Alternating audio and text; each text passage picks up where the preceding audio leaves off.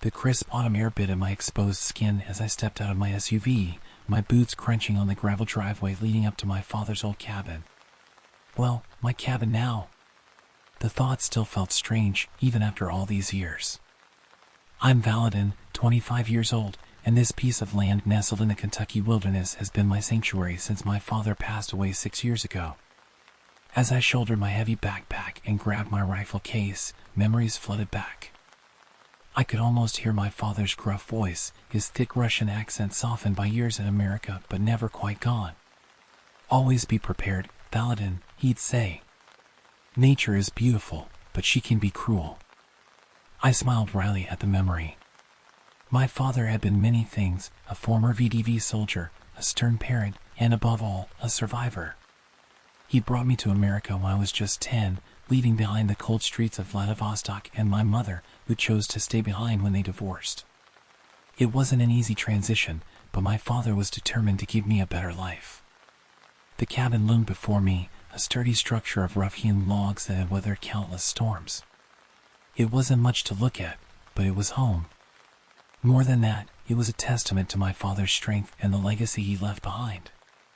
As I approached the porch, I noticed the worn Soviet flag still hanging by the door, faded but proud. My father might have left Russia, but Russia never quite left him. I ran my fingers over the familiar fabric before unlocking the door and stepping inside. The interior was just as I remembered it, Spartan but comfortable. A stone fireplace dominated one wall, flanked by shelves lined with books on survival, military history, and Russian literature. The air was stale, tinged with the scent of old wood and memories. I set about opening windows and airing out the place. As I moved around the cabin, my eyes fell on the framed photos on the mantel. There was one of my father in his VDV uniform, looking young and fierce. Next to it, a picture of the two of us on my high school graduation day.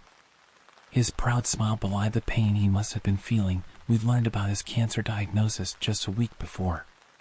Shaking off the melancholy, I focused on the task at hand. I was here to prepare for a camping trip with my old friend James. We drifted apart after high school, but he'd reached out recently, asking if I wanted to go camping. It seemed like a good opportunity to reconnect. I began unpacking my gear, clothes, including my father's old VDV uniform, a cherished memento, immerse, and of course, my rifle and ammunition. Some might think 500 rounds excessive for a camping trip, but my father's voice echoed in my head: better to have and not need than to need and not have. As I arranged my supplies, my mind wandered back to the day my father and I first arrived in Kentucky. It was a warm summer day, so different from the bitter cold of Vladivostok. I remember feeling overwhelmed by the lush green landscape, so unlike the industrial gray of my hometown. My father had squeezed my shoulder and said, "This is our new beginning, Valadin. We make it what we want." Those first few months were tough. My broken English made me an easy target for bullies at school, and my father struggled to find work that matched his skills. But we persevered. My father took odd jobs during the day and spent his evenings teaching me English and the survival skills he'd learned in the military. It was during one of these lessons that he first brought me to this cabin. He wanted a poker game, he said, but I always suspected there was more to that story. The place was run down then, barely more than a shack. But over the years, we rebuilt it together, turning it into a sanctuary from the world. As the sun began to set, I lit a fire in the hearth and settled in with a bottle of vodka, another habit inherited from my father. The familiar burn in my throat was comforting as I leaned back in the old armchair, lost in thought. My mind wandered to James and our upcoming trip. I'd invited my friend Grisha along too, not wanting to feel like a third wheel with James and his new girlfriend. Unfortunately, Grisha couldn't make it due to work commitments. It would just be the three of us then. Grisha was one of the few friends who stuck by me in those early days. He was a fellow outsider, the son of Ukrainian immigrants who understood what it was like to straddle two worlds. We bonded over our shared experiences and our love for the outdoors. Many weekends were spent in these woods, learning to track animals, build shelters, and start fires without matches. As the vodka worked its magic, my eyelids grew heavy. I must have dozed off because the next thing I knew, I was jolted awake by a sound outside. Groggy and disoriented, I fumbled for my watch. To my shock, I'd slept for nearly a day. Cursing under my breath, I stumbled to the kitchen to brew some much-needed coffee.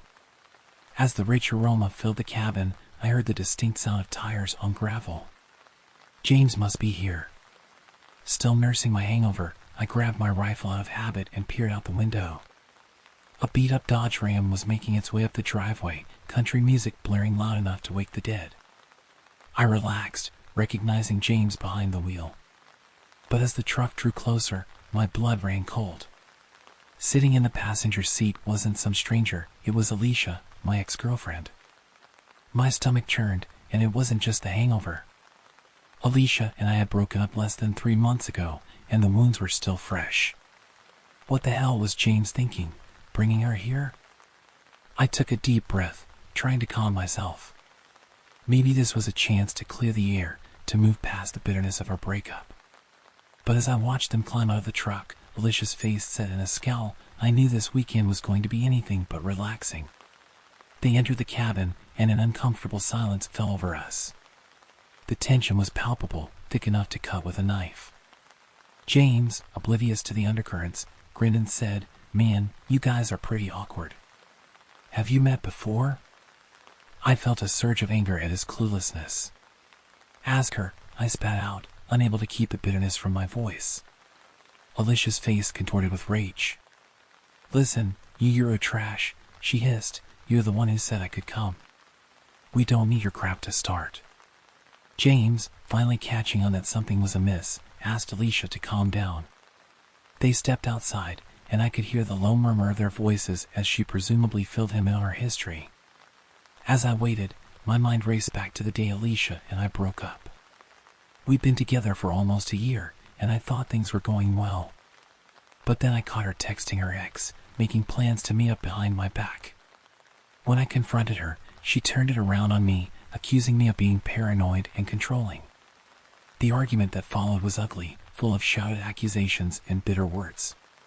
In the end, she stormed out, leaving me with a shattered heart and a deep sense of betrayal. When James returned, his face was a mask of fury. Without warning, he slapped me hard across the face. "Why did you cheat on her?" he demanded. The accusation hit me like a physical blow. I hadn't cheated, it was the other way around. The injustice of it all, coupled with the stinging pain in my cheek, pushed me over the edge. With a roar of anger, I lunged at James, my fist connecting solidly with his jaw. In one fluid motion, I pinned him against the wall, my forearm pressed against his throat. "What's your problem?" I growled, my face inches from his. James spat in my face, his eyes blazing with defiance. "Let me go," he choked out. I was about to retort when a scream from outside pierced the air. Alicia burst through the door, her face pale with terror. "I saw someone outside," she gasped. I released James, who slumped against the wall, gasping for breath. We both turned to Alicia, our argument momentarily forgotten. "What do you mean, you saw someone?" James asked, rubbing his throat. Alicia's voice trembled as she spoke. "I saw a big man in the woods. He looked like he was wearing a goat mask." My first instinct was disbelief. This was my family's land, isolated and miles from the nearest neighbor. The idea of some psycho hillbilly satanic cultist lurking in the woods seemed absurd. But the fear in Alicia's eyes was real. "This is my family land," I said, trying to keep my voice calm. "There's no one around for miles. The closest neighbor is 5 miles away." Alicia's fear quickly turned to anger. "You arsehole," she spat. "If you don't go look, I'm going to call the cops and say you hit me." The threat hung in the air, heavy and ominous. I knew she was capable of following through, and the last thing I wanted was to deal with the police. With a resigned sigh, I grabbed my father's old rifle. As I moved towards the door, I turned to James. "You really just gonna sit here and let her do this?" I asked, disappointment clear in my voice. "You're some kind of friend." The night air was cool on my skin as I stepped outside. The moon hung low and full in the sky, casting an eerie glow over the clearing. I loaded a 30-round magazine into my rifle and said a silent prayer to St. Michael, just as my father had taught me. I moved cautiously towards the back of the cabin, my rifle held at the ready. The forest loomed dark and imposing before me. A twig snapped somewhere in the shadows, and I swung my rifle towards the sound, my heart pounding in my chest. As I stood there, scanning the tree line, memories of my childhood in these woods flooded back. I remembered my father teaching me to move silently through the underbrush, to read the signs left by animals, to navigate by the stars. He always said that the forest was alive, that it had its own spirit and will. Respect it, he'd say, and it will protect you. Disrespect it, and it will swallow you whole. Suddenly, I heard the cabin door slammed shut behind me, followed by the sound of car doors and an engine roaring to life. James' truck peeled out of the driveway, his voice carried on the wind, "Screw you and your communist dad." I stood there, stunned by their sudden departure. But before I could process what had happened, I heard something that made my blood run cold. It was James' voice again, but wrong. It sounded like an animal trying to form words, repeating what James had just said. Then I smelled it, that sickly sweet odor of rotten eggs that I'd noticed earlier. My father's training kicked in, and I began shouting in Russian, hoping to intimidate whatever was out there. That's when I saw them, a pair of yellow eyes, glowing in the darkness. They were at least 8 feet off the ground, far too high to belong to any normal animal. A primal fear gripped me, but I pushed it down, channeling it into anger instead. Without thinking, I emptied my entire magazine into the darkness where I'd seen the eyes. The forest erupted with the sound of gunfire, and I could hear something large crashing through the underbrush. As soon as the last shot rang out, I slammed a fresh magazine into the rifle and began backing towards the cabin. Once inside, I threw the heavy bar across the door and collapsed into a chair, my heart racing. For hours, I sat there in the darkness, listening. I could hear it outside, still mimicking voices, mine, James, Alicia's, repeating snippets of our conversation from earlier. As the night wore on, my mind raced with possibilities. What had I seen out there?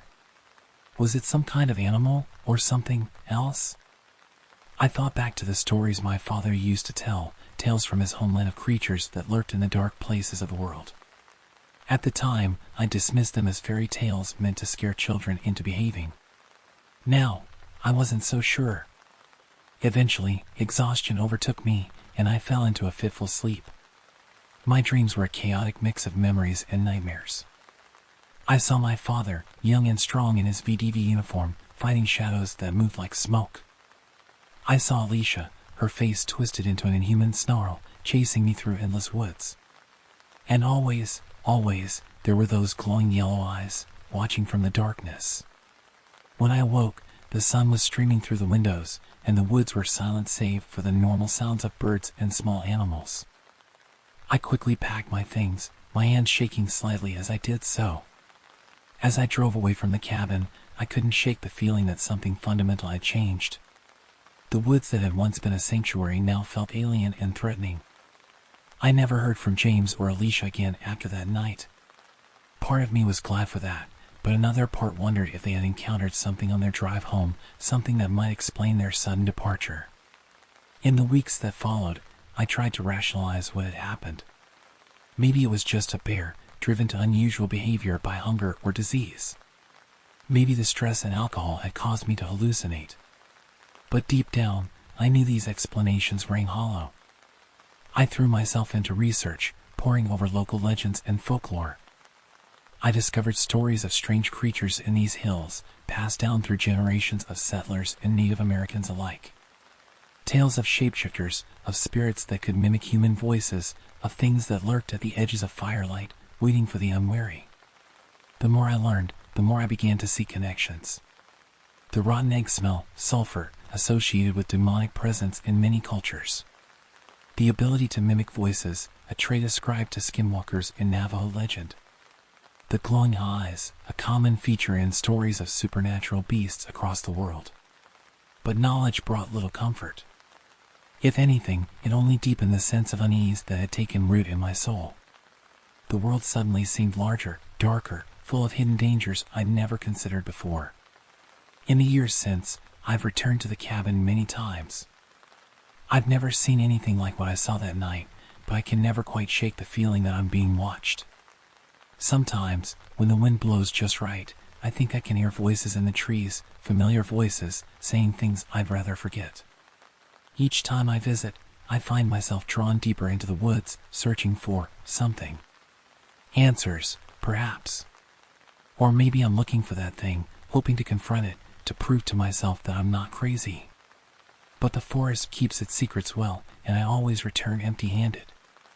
My father always said that nature could be cruel, but he never mentioned that it could be cunning too. Whatever is out there in those woods, it's patient. And I can't help but feel that one day, it will be waiting for me again. As I sit here now, writing this down, I can't help but wonder, was it all real? Or was it just the product of too much vodka, old resentments, and the wild imagination that comes with isolation? Part of me hopes it was all in my head. But a larger part, the part that remembers those glowing eyes and that horrible, mocking voice, knows better. The woods are quiet now, but I know better than to trust the silence. Whatever is out there, it's waiting. And one day, I fear, it will make itself known again. Until then, I'll keep my rifle close and my senses sharp. After all, that's what my father would have done. And in these woods, on this land that bridges my past and my present, being my father's son is the only thing that keeps the shadows at bay. But there's something else, something I haven't told anyone. Sometimes, in the dead of night, when the moon is high and the woods are at their quietest, I hear it. A whisper, barely audible, calling my name. It sounds like my father's voice, but wrong. Distorted. As if something is wearing his voice like an ill-fitting suit. The first time I heard it, I was certain I was dreaming. I jolted awake, sweat-soaked and trembling, to find the cabin bathed in silvery moonlight. The whisper came again, from just outside my window. Valadin, it said, in that not-quite-right version of my father's voice. Come out, boy. I have so much to show you. I lay there, frozen in terror, until the first light of dawn crept over the horizon. When I finally mustered the courage to look outside, there was nothing there. No footprints in the dewy grass, no sign that anything had been prowling around the cabin in the night. I tried to convince myself it was just a nightmare, a product of stress and unresolved grief over my father's death. But it happened again. And again. Each time, the voice grew a little clearer, a little more insistent. And each time, I felt a pull, an almost irresistible urge to step outside and follow it into the depths of the forest. It was after one of these nights that I decided to dig deeper into my father's past. I knew he had been in the VDV, the Russian Airborne Forces, but he rarely spoke about his time in the service. Now, driven by a mix of curiosity and growing unease, I began to pore over the few documents and mementos he'd left behind. Most of it was what I expected: commendations, photographs of young soldiers with serious faces, technical manuals for various weapons and equipment. But tucked away in the bottom of an old footlocker, I found something else.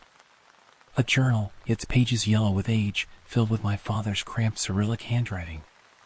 My Russian was rusty, but as I deciphered the entries, a chill ran down my spine. My father wrote of a mission gone wrong in the remote Siberian wilderness.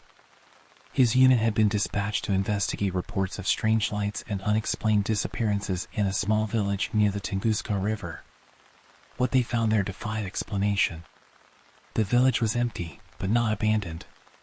Meals sat half-eaten on tables, clothes hung to dry on lines, but there wasn't a single person to be found.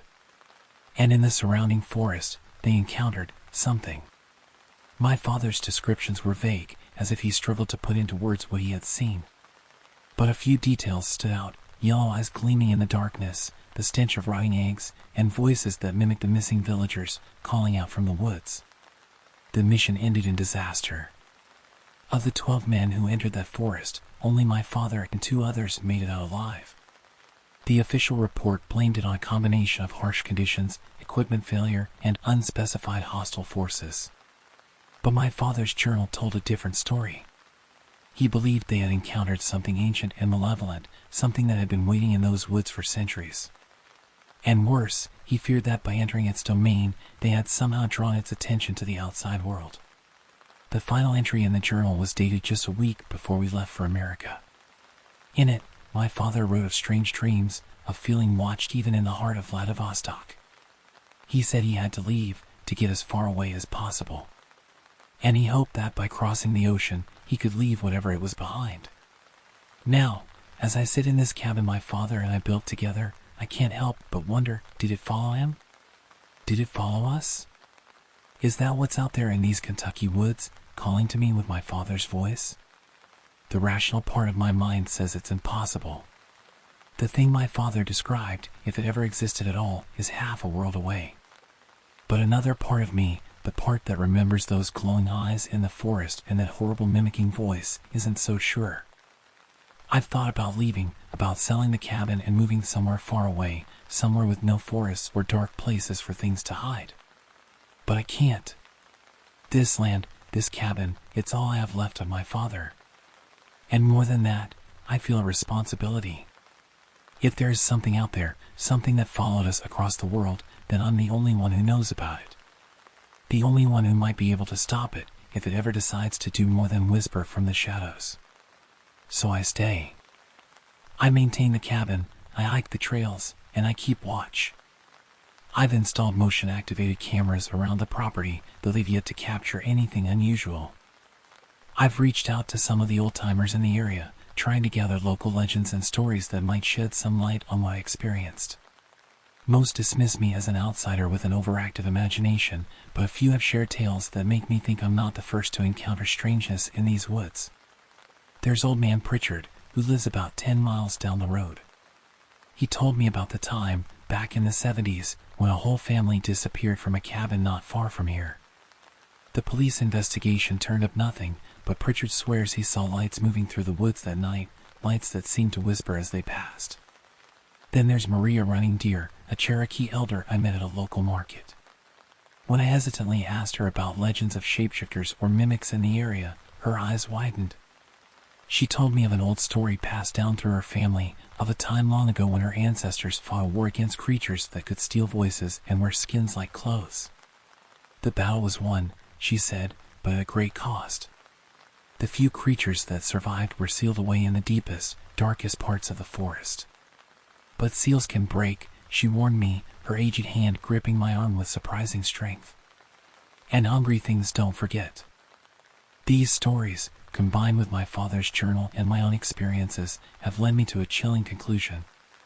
Whatever is out there, it's old, ancient, and it's patient. It might wait years, decades, even centuries between appearances, but it never truly goes away. So I've made it my mission to learn everything I can. I've filled notebooks with research on folklore, cryptozoology, and the occult. I've trained myself in tracking and wilderness survival beyond even what my father taught me. And I prepared the cabin, turning it into a fortress against the darkness. Salt lines at every threshold, iron nails in the door frames, protective symbols from a dozen different cultures carved discreetly into the logs. Some might call me paranoid. Hell, some days I wonder if I'm losing my mind. But then I remember the terror of that night, the inhuman yellow eyes, and the voice that was mine but not mine. And I know that no matter how long it takes, I have to be ready. Because one day, I'm sure of it, the whispers will become shouts. The shadows will take form. And whatever has been waiting out there in the woods will finally show itself. When that day comes, I'll be ready. I am my father's son, after all. And if there's one thing he taught me, it's that you never back down from a fight, no matter how terrifying the enemy might be. So I wait, and I watch, and I listen to the whispers in the woods. And I pray that when the time comes, I'll be strong enough to face what's out there. Because if I'm not, I fear it won't just be me who pays the price. Whatever this thing is, it's been patient for a long time. And I shudder to think what might happen if it ever decides it's done waiting. As the sun sets on another day, casting long shadows across the clearing, I finish writing this account. I'm not sure why I felt compelled to put it all down on paper. Maybe it's a warning in case something happens to me. Maybe it's a call for help, a message in a bottle cast into the sea of time. Or maybe it's just my way of trying to make sense of the insensible, to bring some order to the chaos that has become my life. Whatever the reason, it's done now. The story is told, as best as I can tell it. And as I sit here on the porch, watching the darkness creep in from the tree line, I find myself straining my ears, listening for that familiar yet alien whisper. The woods are silent for now. But in this silence, I know a truth that both terrifies and strengthens me. The night is long, the forest is vast, and somewhere out there in the darkness, something is waiting. Waiting and watching, and one day, calling my name. As a freelance writer constantly juggling deadlines and battling writer's block, I'd been looking forward to this trip for weeks. The plan was simple: me, my loyal golden retriever Cooper, and our trusty RV, heading out to Lake Laconic for a couple of days of peace and quiet. Little did I know that this seemingly innocent escape would turn into a nightmare that would haunt me for years to come. The morning of our departure, I woke up early, my mind already racing with thoughts of the serene lake and the stories I hoped to write while there. I went through my usual routine: a quick shower, a strong cup of coffee, and a final check of my luggage. Cooper watched me excitedly, his tail wagging furiously as he sensed the adventure ahead. I loaded up the RV, making sure we had everything we needed: food, water, my laptop, and plenty of dog treats for Cooper. As I closed the RV door, I took one last look at my small apartment. For some reason, I felt a twinge of unease, as if I was leaving something important behind. I shook off the feeling, chalking it up to pre-trip jitters. The drive to Lake Laconic was uneventful. We left the city behind, the concrete jungle gradually giving way to rolling hills and dense forests. Cooper sat in the passenger seat, his head out the window, tongue lolling in the wind. His excitement was contagious, and I found myself grinning as we wound our way along the narrow country roads. As we drove, my mind wandered to the writing projects I'd been struggling with. There was the half-finished novel gathering dust on my hard drive, the freelance articles with looming deadlines, and the nagging feeling that I was somehow falling short of my potential as a writer. I hoped that this trip would help clear my head and reignite my creativity. The journey took longer than expected. The GPS signal kept cutting out in the more remote areas, forcing me to rely on old-fashioned paper maps. By the time we approached Lake Laconic, the sun was already dipping low on the horizon, painting the sky in brilliant hues of orange and pink.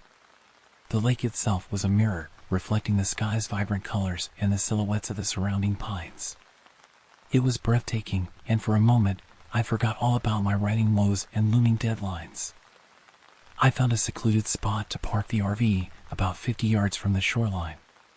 It was perfect, close enough to the water for easy access, but far enough back to give us some privacy. As I set up our campsite, I noticed an old pickup truck parked about 100 yards away, partially hidden by a cluster of trees. The truck looked like it had seen better days. Its once red paint was now a patchwork of rust and faded color, and the tires seemed to be slowly sinking into the soft earth. It struck me as odd, but I shrugged it off. Probably belonged to some old-timer who used the lake as his private fishing spot. With the RV parked and leveled, I set up my folding chair by the water's edge. Cooper sprawled up beside me, his tail thumping contentedly against the ground. I cracked open a cold beer from the cooler and took a long, satisfying swig. The stress of the city seemed to melt away with each passing moment. As darkness fell, I lit a small campfire and roasted some hot dogs for dinner. Cooper got his share too, of course. The night was quiet, almost unnaturally so. No crickets chirping, no frogs croaking, just the occasional pop and crackle from the fire. It should have been peaceful, but something about the silence made the hair on the back of my neck stand up. I tried to shake off the feeling of unease, focusing instead on the beauty of the night sky. Away from the city lights, the stars were incredibly bright, forming patterns I'd almost forgotten existed. I found myself searching for constellations I remembered from childhood camping trips with my family. As I gazed at the stars, my mind drifted to the story ideas I'd been mulling over. There was one about a detective solving a series of mysterious disappearances in a small town, another about a time traveler trying to prevent a global catastrophe, and a third about a group of friends who discover an ancient artifact with dangerous powers. I pulled out my notebook and jotted down some notes, hoping to flesh out these ideas over the next few days. After dinner, I decided to take a walk around the area, partly to work off the hot dogs and partly to shake off the unease that had settled over me. I grabbed my flashlight and set off along the lakeshore, with Cooper trotting along beside me. The moon was nearly full, casting an eerie glow over the landscape. Long shadows stretched across the ground, and the trees on the far side of the lake looked like dark sentinels standing guard. As we walked, I noticed something strange, fresh footprints in the mud near the water's edge. Curiosity got the better of me, and I followed the trail. It led away from the lake and towards the old pickup truck I'd noticed earlier. As we got closer, I saw faint light coming from inside the truck's cab. My heart began to race. Someone was in there. I crept closer, trying to stay quiet. Cooper, sensing my tension, remained silent at my side. When I reached the truck, I peered through the cracked rear window. What I saw made my blood run cold. A man was hunched over in the back seat, surrounded by piles of ratty clothes and empty food cans.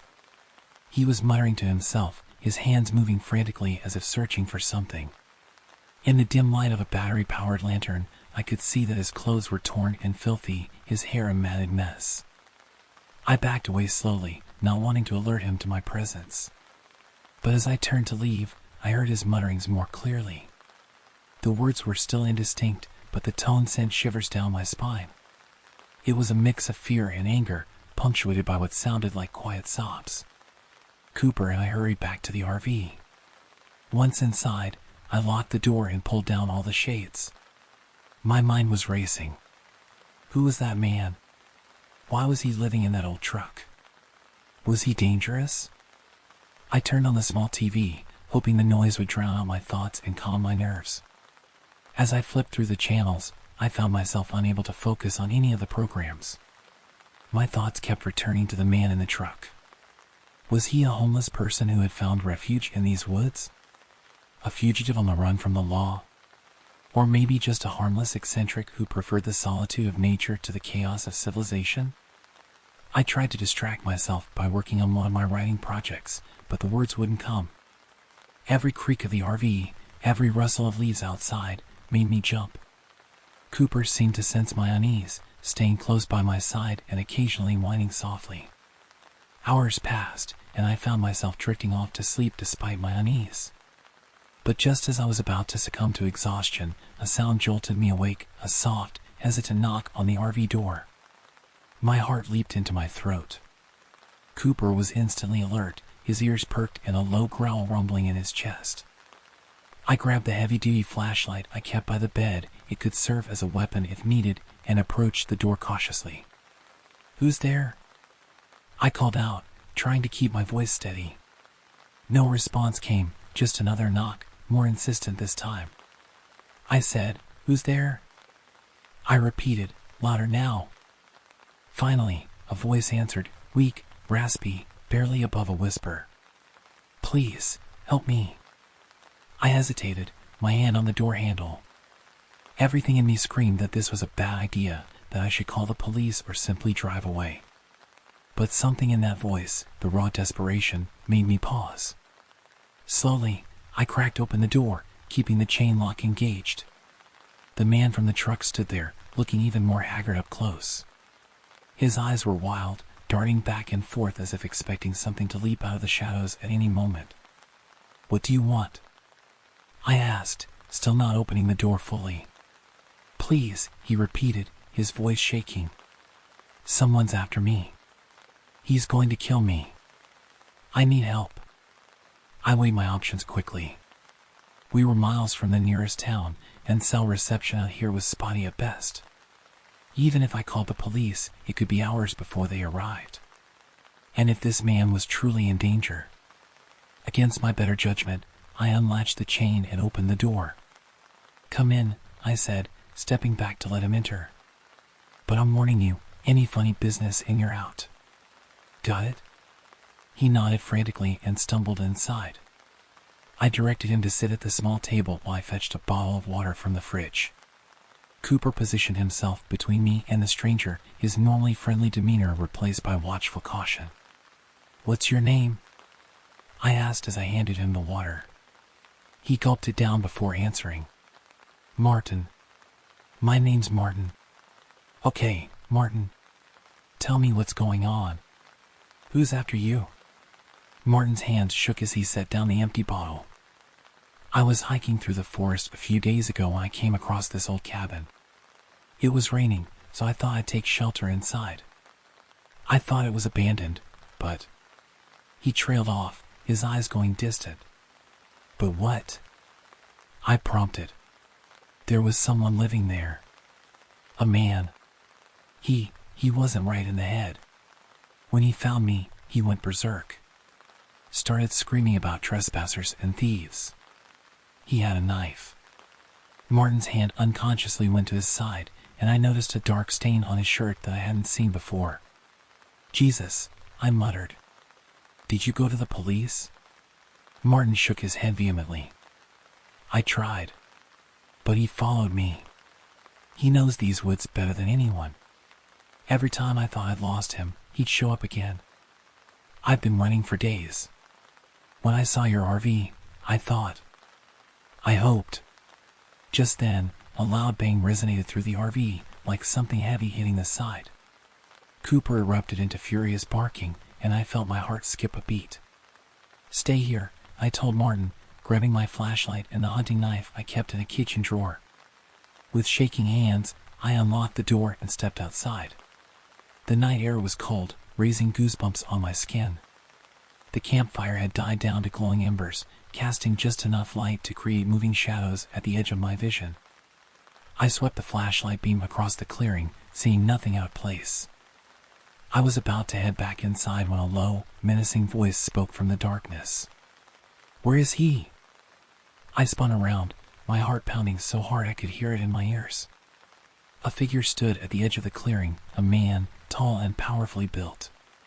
His face was hidden in the shadow of a hood, but I could see the glint of moonlight on the blade of a knife in his hand. Get out of here! I shouted, trying to sound braver than I felt. Leave us alone. The man took a step forward. Give me the little rat, and I'll go. Otherwise... He left the threat hanging in the air. I knew in that moment that there was no reasoning with this man. Whatever had happened between him and Martin, it had pushed him beyond the limits of sanity. I had to protect myself and the terrified man in my RV. I backed towards the door, keeping the flashlight trained on the intruder. Just as my hand found the handle, the man lunged forward with surprising speed. His knife slashed through the air where I had been standing a second before. Instinct took over. I swung the heavy flashlight with all my might, connecting with the side of his head. He staggered back, momentarily stunned. I used that precious moment to dive into the RV, slamming and locking the door behind me. We need to get out of here, now! I yelled to Martin, who was cowering in the corner. I jumped into the driver's seat and turned the key. The engine roared to life just as the man outside began pounding on the door, trying to force his way in. I threw the RV into drive and stomped on the gas. We lurched forward, tires spinning in the soft earth before finding purchase. The attackers' enraged shouts faded as we sped away from the campsite, deeper into the forest on the narrow access road. For what felt like hours, we drove through the night. Every shadow seemed to hide a threat, every bend in the road a potential ambush. Martin sat silently in the passenger seat, jumping at every noise. Cooper paced restlessly in the back, still on high alert. As we drove, my mind raced with questions. Who was this man chasing us? What had really happened between him and Martin? And how had I gotten caught up in this nightmarish situation? I tried to focus on the road ahead, but my thoughts kept drifting back to the terrifying encounter at the campsite. The forest seemed endless, the trees pressing on either side of the narrow road. I gripped the steering wheel tightly, my knuckles white with tension. Every so often, I'd glance in the rearview mirror, half expecting to see headlights bearing down on us. Finally, we emerged from the forest and found ourselves on a main road. I didn't slow down until I saw the lights of a small town in the distance. I pulled into the parking lot of a 24-hour diner, the bright fluorescent lights a stark contrast to the darkness we just escaped. Wait here, I told Martin. I went inside, explained the situation to the startled waitress, and used the phone to call 911. Within minutes, 2 police cruisers pulled into the parking lot, lights flashing. I recounted the whole story to the officers: the footprints by the lake, the man in the truck, the attack at the RV. They took Martin into custody, assuring me they would get him the medical and psychological help he clearly needed. As I watched them drive away, I felt a mixture of relief and lingering fear. The ordeal was over, but I couldn't shake the feeling that it wasn't truly finished. The attacker's face, hidden by that hood, haunted my thoughts. He was still out there somewhere, in those dark woods, waiting. I spent the rest of the night in the RV, parked under the bright lights of the diner. Sleep was impossible. Every sound made me jump, every shadow seemed to move. Cooper stayed by my side, a constant, comforting presence. As the first light of dawn broke through the darkness, I made a decision. I couldn't go back to my normal life, not yet. The shadow of that night loomed too large. I needed time to process, to heal. I packed up the RV, made sure we had enough supplies, and set off down the highway. I had no destination in mind, just a need to keep moving, to put distance between myself and Lake Laconic. The road stretched out before me, a ribbon of possibility. Maybe, just maybe, I could find peace again. But for now, all I could do was keep driving, keep fighting the memories, and hope that somewhere down this long road, I would find the solace I so desperately sought. As I drove, my mind kept replaying the events of the previous night. The quiet campsite, the mysterious man in the truck, the terrifying chase through the dark forest. It all seemed like a bad dream, but the lingering fear and the exhaustion in my bones were all too real. I found myself wondering about Martin.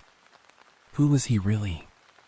Was his story about the cabin and the crazed man true, or was there more to it? I hoped the police would be able to get to the bottom of it, but part of me feared I might never know the full truth. The highway stretched on, mile after mile of asphalt cutting through fields and forests. I drove without any real plan, only stopping when necessary for fuel or to let Cooper stretch his legs. At each stop, I found myself scanning the surroundings nervously, half expecting to see the hooded figure emerge from the shadows. As the day wore on, fatigue began to set in.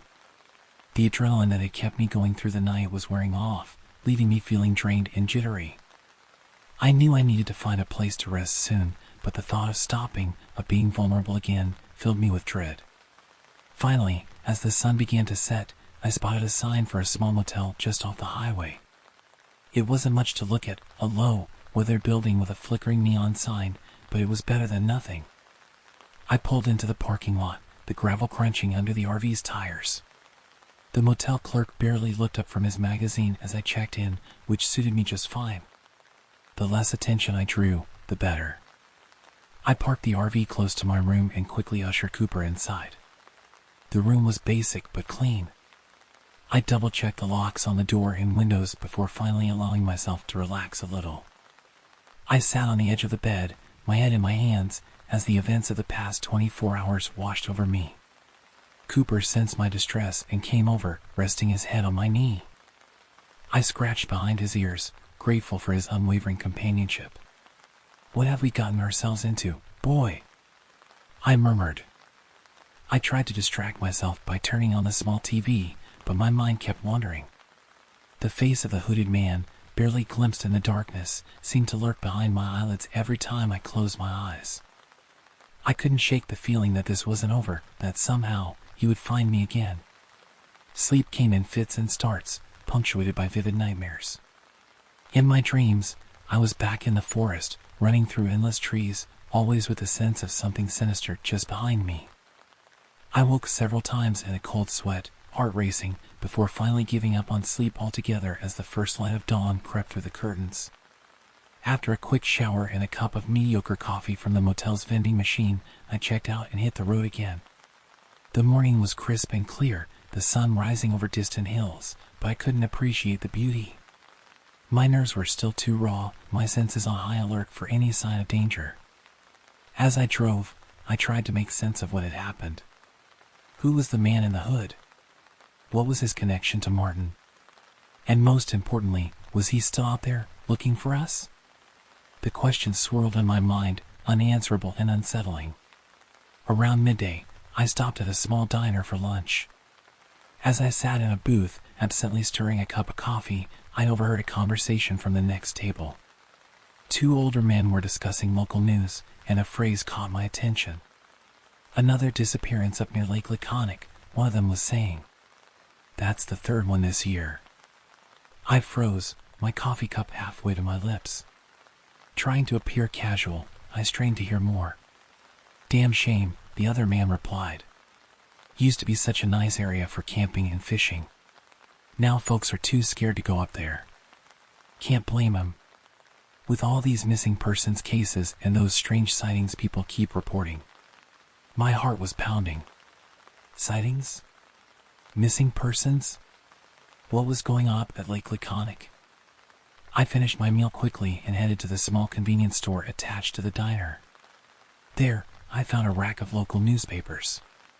The headline of one caught my eye: "Lake Laconic mystery deepens, another hiker vanishes." I bought the paper and hurried back to the RV. As I read the article, a chill ran down my spine.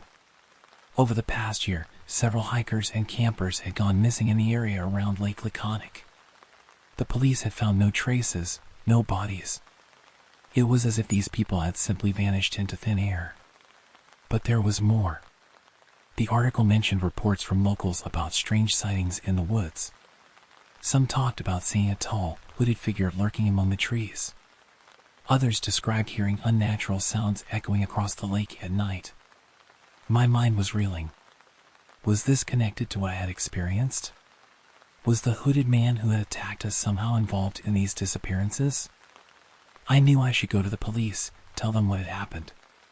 But what if they didn't believe me? Or worse, what if they thought I was involved somehow? As I sat there, torn about what to do, my phone rang. The screen showed an unknown number. With a trembling hand, I answered. "Hello?" I said, my voice barely above a whisper. There was silence on the other end for a moment, then a familiar, raspy voice spoke. "It's Martin. I need your help." My blood ran cold. "Martin? How did you get this number? Where are you?" "No time to explain," he said, his voice urgent. He's coming. He's coming for both of us. We're not safe. Meet me at the old railroad bridge outside of town. Please, you're the only one who can help me." The line went dead. I stared at the phone in disbelief. What was I supposed to do now? Going to meet Martin seemed incredibly dangerous, but could I really abandon him if he was in trouble? I looked at Cooper, who was watching me with his head tilted, as if he could sense my internal struggle. "What do you think, boy? Are we really going to do this?" Cooper whined softly and pawed at my leg. I sighed, knowing I had already made my decision. I couldn't just walk away, not when I might be the only person who could help. I started the RV and pulled out of the parking lot, my heart heavy with dread. As I drove towards the meeting point Martin had specified, I couldn't shake the feeling that I was driving straight into a trap. But what choice did I have? The old railroad bridge loomed ahead, a rusted relic spanning a deep ravine. I parked the RV a short distance away and got out, telling Cooper to stay put. The air was thick with tension as I approached the bridge, my eyes scanning the area for any sign of Martin or the hooded man. "Martin?" I called out softly. "Are you here?" A figure emerged from the shadows beneath the bridge. It was Martin, looking even more haggard than when I'd last seen him. His eyes were wild, darting around nervously. "You came," he said, relief evident in his voice. "I wasn't sure you would." "What's going on, Martin?" I demanded. "Why did you call me? Where's the man who was chasing you?" Martin opened his mouth to reply, but before he could speak, a chilling laugh echoed across the ravine. We both spun around to see a hooded figure standing at the other end of the bridge. Well, the figure said, his voice sending shivers down my spine. "Looks like the gang's all here. Time to finish what we started." As the hooded man began to advance, I realized with growing horror that this was only the beginning of a nightmare that was far from over. The true test of survival was just about to begin, and I had no idea if I was prepared for what lay ahead. I've always considered myself a child of the forest. Growing up in the rural outskirts of California, I spent more time among towering pines and babbling brooks than I did in the concrete jungle of cities. The El Dorado National Forest was my playground, my sanctuary, and my second home. But even the most familiar places can hide secrets, and sometimes those secrets are better left undiscovered. It was early autumn when my buddy Rick and I decided to embark on a 3-day foraging expedition in Sepago Springs, a secluded spot we've frequented over the years. The air was crisp, carrying the first hints of the coming winter, and the forest was a tapestry of reds, oranges, and golds. As we loaded up Rick's old pickup truck with our gear, I felt a familiar excitement bubbling up inside me. This was where I belonged. "You sure we've got everything?" Rick asked, his voice muffled as he rummaged through the back of the truck. "I don't want a repeat of last time." I chuckled, remembering our last trip when we'd forgotten matches and spent half a day trying to start a fire with a bow drill. "Yeah," I triple-checked. "We've got the essentials, shelter stuff, some MREs as backup, first aid kit, and of course, the guns." Rick nodded, satisfied. "All right then, let's hit the road." The drive to Sepago Springs took us through winding mountain roads, the scenery growing wilder with each passing mile. We chatted easily, swapping stories and cracking jokes, the way old friends do. But as we delved deeper into the forest, a strange feeling began to creep over me. It was subtle at first, just a slight unease that I couldn't quite place. "Hey," I said, breaking a momentary silence. "You remember that weird experience we had here last summer?" Rick's hands tightened on the steering wheel. "You mean when we heard those noises?" "Yeah, I remember. Why bring that up now?" I shrugged, trying to shake off the growing discomfort. "Just crossed my mind, I guess." "Probably nothing." We arrived at our usual spot in the late afternoon. The clearing was just as I remembered it, a small, grassy area bordered by dense forest on one side and Sepago Creek on the other. The sound of rushing water filled the air, mixing with the rustle of leaves in the gentle breeze. As we set up camp, I couldn't shake the feeling that something was off. The forest seemed unusually quiet. Normally, these woods would be alive with the chatter of squirrels, the songs of birds, and the occasional distant howl of a coyote. But today, there was an eerie stillness that set my nerves on edge. "You notice anything weird?" I asked Rick as we finished pitching our tent. He paused, looking around. "Now that you mention it, it does seem kinda quiet. Maybe the animals are just laying low?" I nodded, not entirely convinced. "Yeah, maybe." As the sun began to set, we got to work on dinner. Rick managed to bag a couple of squirrels with his .22, and I collected a decent haul of crawdads from the creek. We cooked them over the campfire, the smell of roasting meat mingling with the wood smoke. "Nothing beats fresh caught dinner," Rick said, biting into a crispy squirrel leg. I agreed, but I couldn't fully enjoy the meal. That nagging feeling of wrongness persisted, like an itch I couldn't scratch. As darkness fell, the feeling intensified. The shadows between the trees seemed deeper, more menacing somehow. We stayed up late that first night, swapping stories and nursing a couple of beers we brought along. Despite the unease, it was good to be out here, away from the chaos of everyday life. As we finally turned in, I hoped that a good night's sleep would dispel my paranoia. I woke early the next morning, the pale light of dawn filtering through the tent fabric. For a moment, I lay still, listening. The forest was still unnaturally quiet. No dawn chorus of birds, no rustling of small animals in the underbrush. Just the constant murmur of the creek. I unzipped the tent and stepped out into the crisp morning air. A light mist hung over the clearing, giving everything a dreamlike quality. As I started to gather wood for the morning fire, movement at the edge of the clearing caught my eye. I froze, peering into the misty shadows between the trees. For a split second, I thought I saw a figure hunched and dark between two pines. But when I blinked, it was gone. A chill ran down my spine that had nothing to do with the morning cold. "You're letting your imagination run wild," I muttered to myself, shaking my head. But I couldn't quite convince myself that it was nothing. Rick emerged from the tent a short while later, yawning and stretching. "Morning," he grunted. "Sleep okay?" I nodded, not wanting to worry him with my paranoid musings. "Yeah, fine. Ready for some breakfast?" We spent the morning foraging, finding some edible mushrooms and wild berries to supplement our MREs. As we worked, I kept glancing over my shoulder, unable to shake the feeling that we were being watched. The forest remained eerily silent, adding to my growing unease. By midday, even Rick was starting to notice something was off. "Is it just me," he said as we sat by the creek, cleaning our latest catch of crawdads, "or does something feel weird today?" I was relieved that I wasn't the only one feeling it. "Yeah, it's too quiet.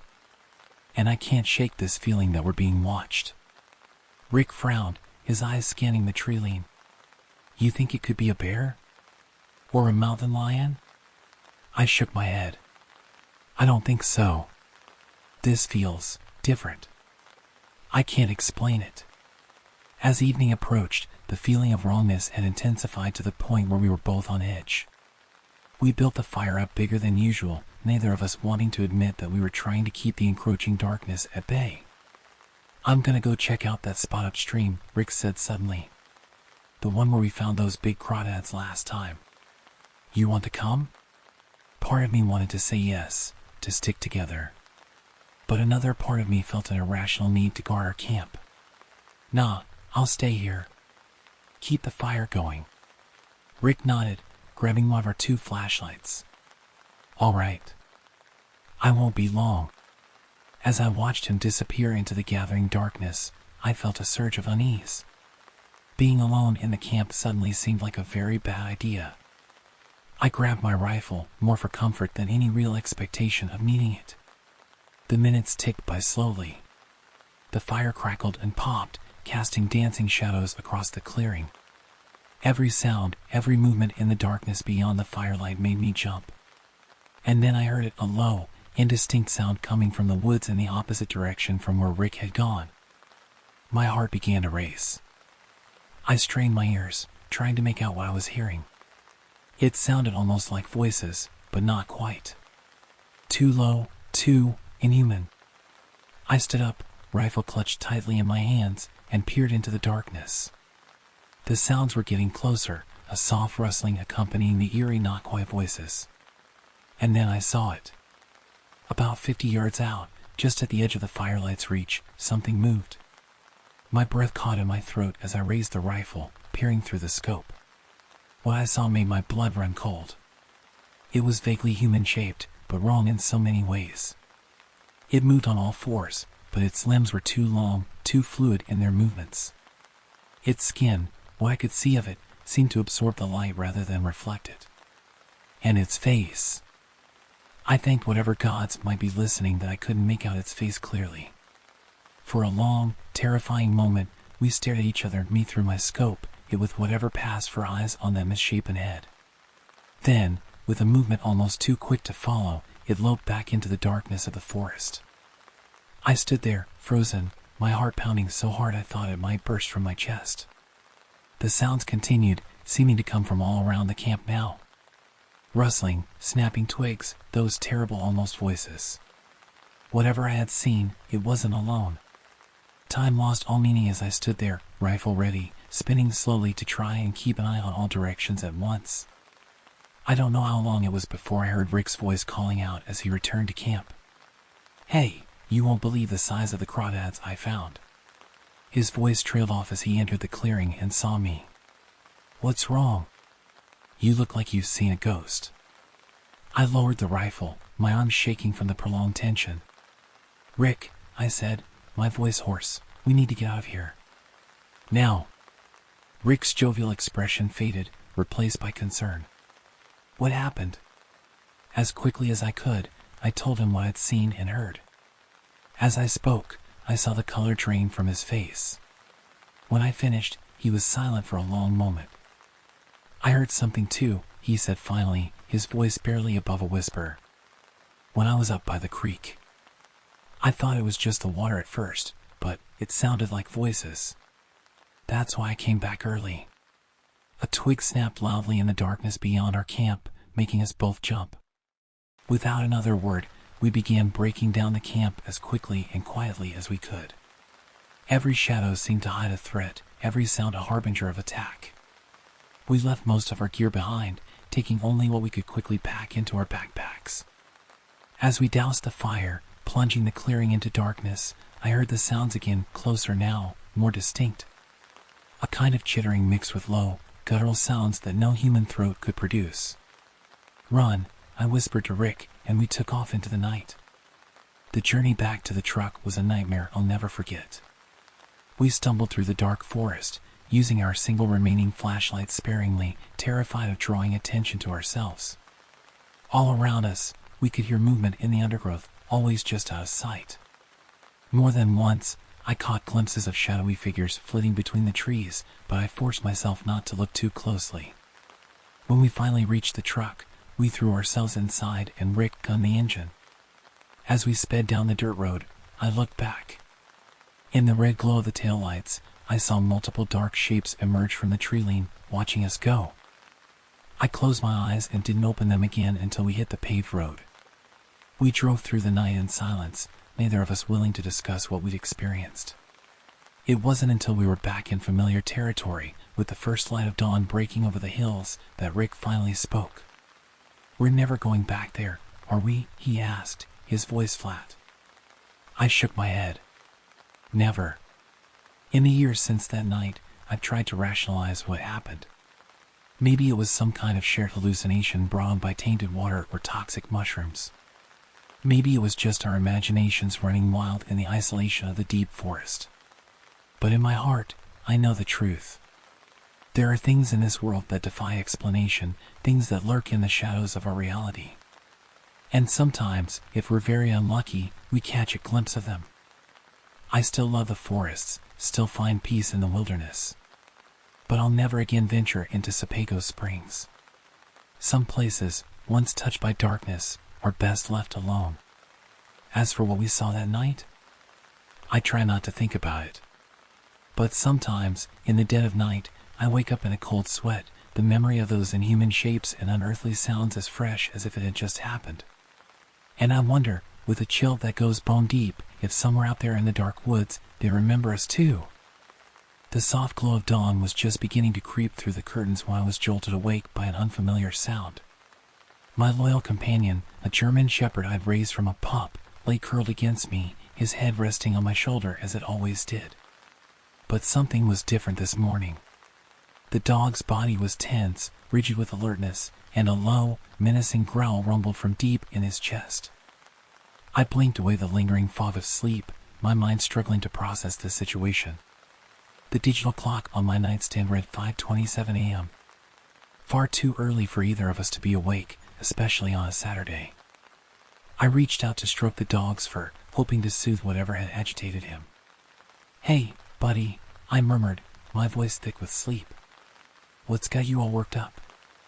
My words seemed to have the opposite effect. Instead of calming down, the dog's growl intensified, transforming into a series of sharp, aggressive barks. His eyes were fixed on the window, his ears pressed flat against his skull. I'd never seen him like this before, not even during his most heated confrontations with other dogs in the neighborhood. A chill ran down my spine as I followed his gaze. The curtains were partially open, offering a view of the sprawling yard that separated our house from our nearest neighbors. In the pre-dawn light, the familiar landscape took on an eerie quality, shadows stretching and distorting the shapes of trees and bushes. For a moment, I saw nothing out of the ordinary. Just the same view I'd woken up to countless times before. But then, something moved. At first, I thought my eyes were playing tricks on me. A trick of the light, perhaps, or a remnant of a dream still clinging to my consciousness. But as I squinted, focusing intently on the yard, I saw it again. And this time, there was no mistaking what I was seeing.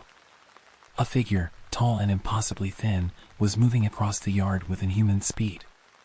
Its gait was unlike anything I'd ever seen before, arms swinging wildly as it covered an impossible amount of ground in mere seconds. The skin, visible even in the dim light, was an unnatural shade of gray, almost metallic in its sheen. My heart began to race, pounding so hard I could feel it in my throat. I blinked hard, certain that when I opened my eyes again, the figure would be gone. But it wasn't. It was still there, moving with that bizarre, loping gait, covering the 60 or 70 yards between our property line and the neighbors in what seemed like 3 impossibly long strides. As it passed directly in front of my window, I caught a glimpse of its face. Long and elongated, with features that seemed both familiar and utterly alien at the same time. Its arms, I noticed with a spike of terror, hung almost to its knees, swinging like pendulums as it ran. And then, as quickly as it had appeared, it was gone. For several long moments, I sat frozen in my bed, my hand buried in the dog's fur, my eyes fixed on the spot where the creature had vanished. The dog's barks had subsided to low whimpers, but his body remained tense, alert. My mind raced, trying to make sense of what I'd just witnessed. It couldn't be real, could it? Perhaps I was still dreaming, trapped in some hyper-realistic nightmare. But the warmth of the dog against my side, the cool morning air on my face, it all felt too real to be a dream. With a sudden burst of energy-born fear and adrenaline, I leaped out of bed. My legs felt weak, shaky, but I forced myself to move. I had to tell someone, had to make sure I wasn't going crazy. I burst into my father's room without knocking, my abrupt entrance startling him awake. He sat up quickly, years of ingrained protective instincts overriding his confusion at being woken so suddenly. "What's wrong?" he asked, his voice alert despite having been asleep moments before. The words tumbled out of me in a rush, my description of what I'd seen sounding increasingly unbelievable even to my own ears. But to his credit, my father listened without interruption, his expression growing more serious with each passing moment.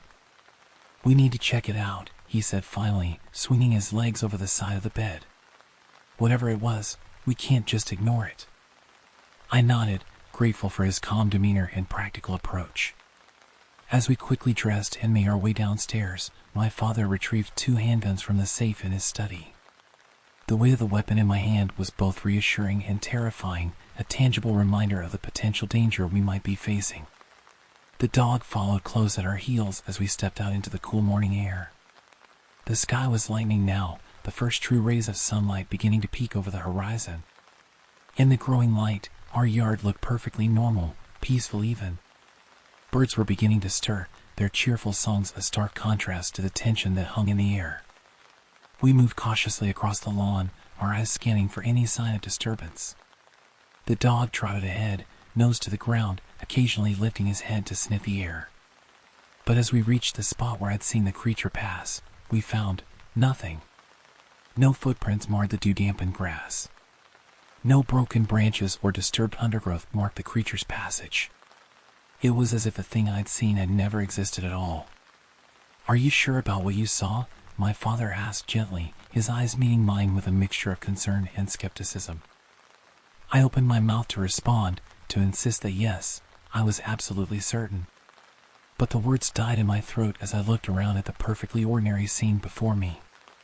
In the growing light of day, my experience seemed increasingly impossible, a product of an overactive imagination or perhaps a particularly vivid dream.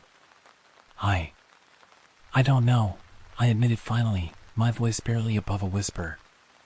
It seemed so real. My father nodded, placing a comforting hand on my shoulder. "The mind can play tricks on us, especially when we're half asleep. But we'll keep an eye out, just in case." We spent the next hour combing the yard and the surrounding area, looking for any sign of the creature I'd seen. But as the sun climbed higher in the sky, warming the cool morning air, we found nothing out of the ordinary. Just the usual signs of the local wildlife, deer tracks, rabbit droppings, the occasional bird's nest. As we made our way back to the house, I couldn't shake the feeling of unease that had settled over me. The memory of what I'd seen, or thought I'd seen, was still vivid in my mind. The gray skin, the impossibly long arms, the inhuman speed, it all seemed too detailed, too specific to be a mere figment of my imagination. Over the next few days, life slowly returned to normal. I went about my daily routine, work, errands, social obligations, but always with a heightened sense of awareness. Every shadow seemed to hold the potential for danger. Every unexpected movement in my peripheral vision caused my heart to skip a beat. I found myself staying up late into the night, researching local folklore and unexplained phenomena, I scoured online forums and message boards, looking for anyone who might have had a similar experience. But while I found plenty of stories about strange sightings and unexplained events, none quite matched what I had seen that early morning. My dog, too, seemed to have been affected by the experience. He became more vigilant, more protective. His nightly routine of curling up next to me in bed now included frequent patrols to the window, his eyes scanning the darkness outside with an intensity that was both reassuring and unsettling. As the days turned into weeks, and then months, the memory of that morning began to fade. Not entirely. I doubt I'll ever completely forget what I saw, but it became less immediate, less all-consuming. Life has a way of moving forward, of demanding our attention and focus, even in the face of the inexplicable. But sometimes, in the quiet hours of the night when the world is still and silent, I find myself lying awake, staring out at the yard where I saw that impossible figure. And I wonder, was it real? Was it some kind of hallucination, a waking dream? Or was it something else entirely, something that exists just beyond the edge of our understanding? I may never know the truth. But one thing is certain, that early morning experience changed me. It opened my eyes to the possibility that there are things in this world that defy explanation, things that challenge our understanding of what is real and what is not. And so, I remain vigilant. I keep my eyes open, my mind alert to the possibility of the impossible. Because who knows? Maybe someday, in the soft light of another dawn, I'll catch another glimpse of that mysterious figure.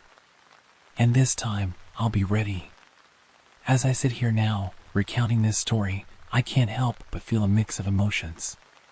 There's fear, of course. The memory of that morning still has the power to send a shiver down my spine. But there's also a sense of wonder, a newfound appreciation for the mysteries that surround us. I've learned to live with the uncertainty, to accept that there are some questions that may never have answers. But far from diminishing my world, this experience has expanded it. It has made me more open to possibilities, more willing to consider explanations that lie outside the realm of the ordinary. In the years since that morning, I've become something of an amateur investigator of the unexplained. I've collected stories from others who have had strange encounters, piecing together a patchwork of experiences that hint at a world far more complex and mysterious than most of us realize. Some might call it an obsession, but I prefer to think of it as a quest for understanding. Each new story, each unexplained event, feels like another piece of a vast, intricate puzzle. And while I may never see the full picture, the process of searching, of questioning, has become a vital part of who I am. The creature I saw that morning, if indeed it was a creature and not some trick of light and shadow, has never reappeared. At least, not in a way that I can definitively confirm. But there have been moments, fleeting shadows at the edge of my vision, unexplained sounds in the night, that make me wonder. My dog, loyal companion that he is, seems to sense these moments too. His ears will prick up, his body tensing as he stares intently at something I can't quite see. In these moments, I'm reminded that there are forms of perception that extend beyond our human senses, that perhaps our animal friends are attuned to aspects of reality that we can only dimly perceive. I've often wondered what would happen if I ever encountered that creature again. Would I react with fear, as I did that first time? Or would my curiosity overcome my terror, driving me to try to communicate, to understand? The truth is, I don't know. And perhaps that uncertainty is part of what keeps me going, what drives me to continue my investigations. There's a thrill in not knowing, in standing at the edge of the unknown and peering into the darkness beyond. As I write these words, the sun is setting outside my window. Soon, night will fall, and with it will come the possibilities that darkness brings.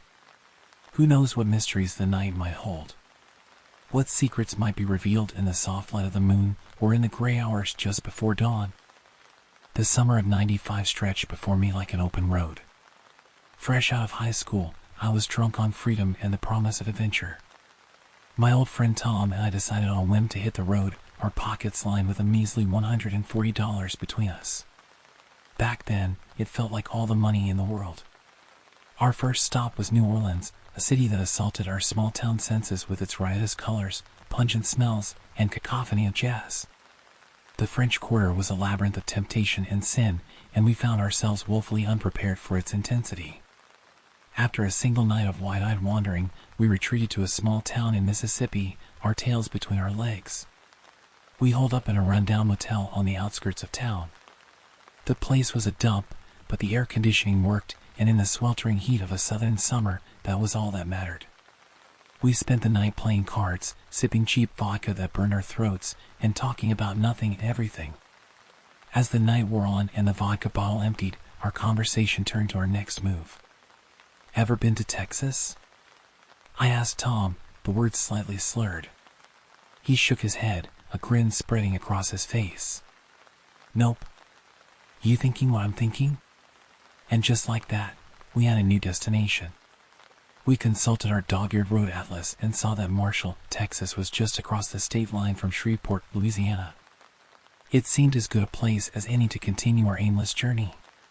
The next morning, nursing hangovers and fueled by gas station coffee, we hit the road. The drive to Shreveport was uneventful, marked only by endless fields of cotton and corn, punctuated by the occasional billboard advertising personal injury lawyers or Jesus. When we reached the city limits, we pulled into a rest area to stretch our legs and make a quick call. We promised to check in with our friend Mike, who was covering for us back home. As expected, our mothers had been calling, frantic with worry. We assured Mike we'd be back in a day or two and not to worry. As we were about to leave, something caught our eye, an armadillo waddling across the parking lot. Now, I'd never seen an armadillo in real life before. To two bored teenagers from up north, this was the height of exotic wildlife. In our infinite wisdom, we decided to try and catch it. What followed was a ridiculous chase around the rest area, the armadillo proving far more agile than its tank-like appearance would suggest. Every time we got close, it would hiss and dart away with surprising speed. After an hour of this futile pursuit, we gave up, sweaty and out of breath. It wasn't until years later that I learned armadillos can carry leprosy. Sometimes ignorance truly is bliss. Shreveport itself was a sobering sight. The city seemed to be decaying before our eyes, a grim monument to faded industry. We crossed a bridge over a river that looked more like an open sewer, its waters an unnatural shade of green. Factory smokestacks belched acrid fumes into the air, creating a haze that hung over everything like a shroud. What struck me most were the people. They seemed worn down, defeated by life in a way I'd never seen before. Many of the children we saw had an odd, vacant look in their eyes. The whole place felt like something out of a post-apocalyptic movie, the set of some southern gothic nightmare. Eager to leave the oppressive atmosphere behind, we pressed on to Marshall. The small Texas town was a welcome change from Shreveport's industrial decay. We stopped at a barbecue joint, savoring the smoky aroma of slow-cooked meat. Over plates piled high with pulled pork and coleslaw, we studied the map, plotting our route home. We decided to take a scenic detour, heading north on rural Route 43 through Karnak and past Caddo Lake before eventually connecting with Highway 59 towards Texarkana. It was dusk by the time we left Marshall, the setting sun painting the sky in vibrant oranges and purples. As we turned onto Route 43, darkness fell quickly.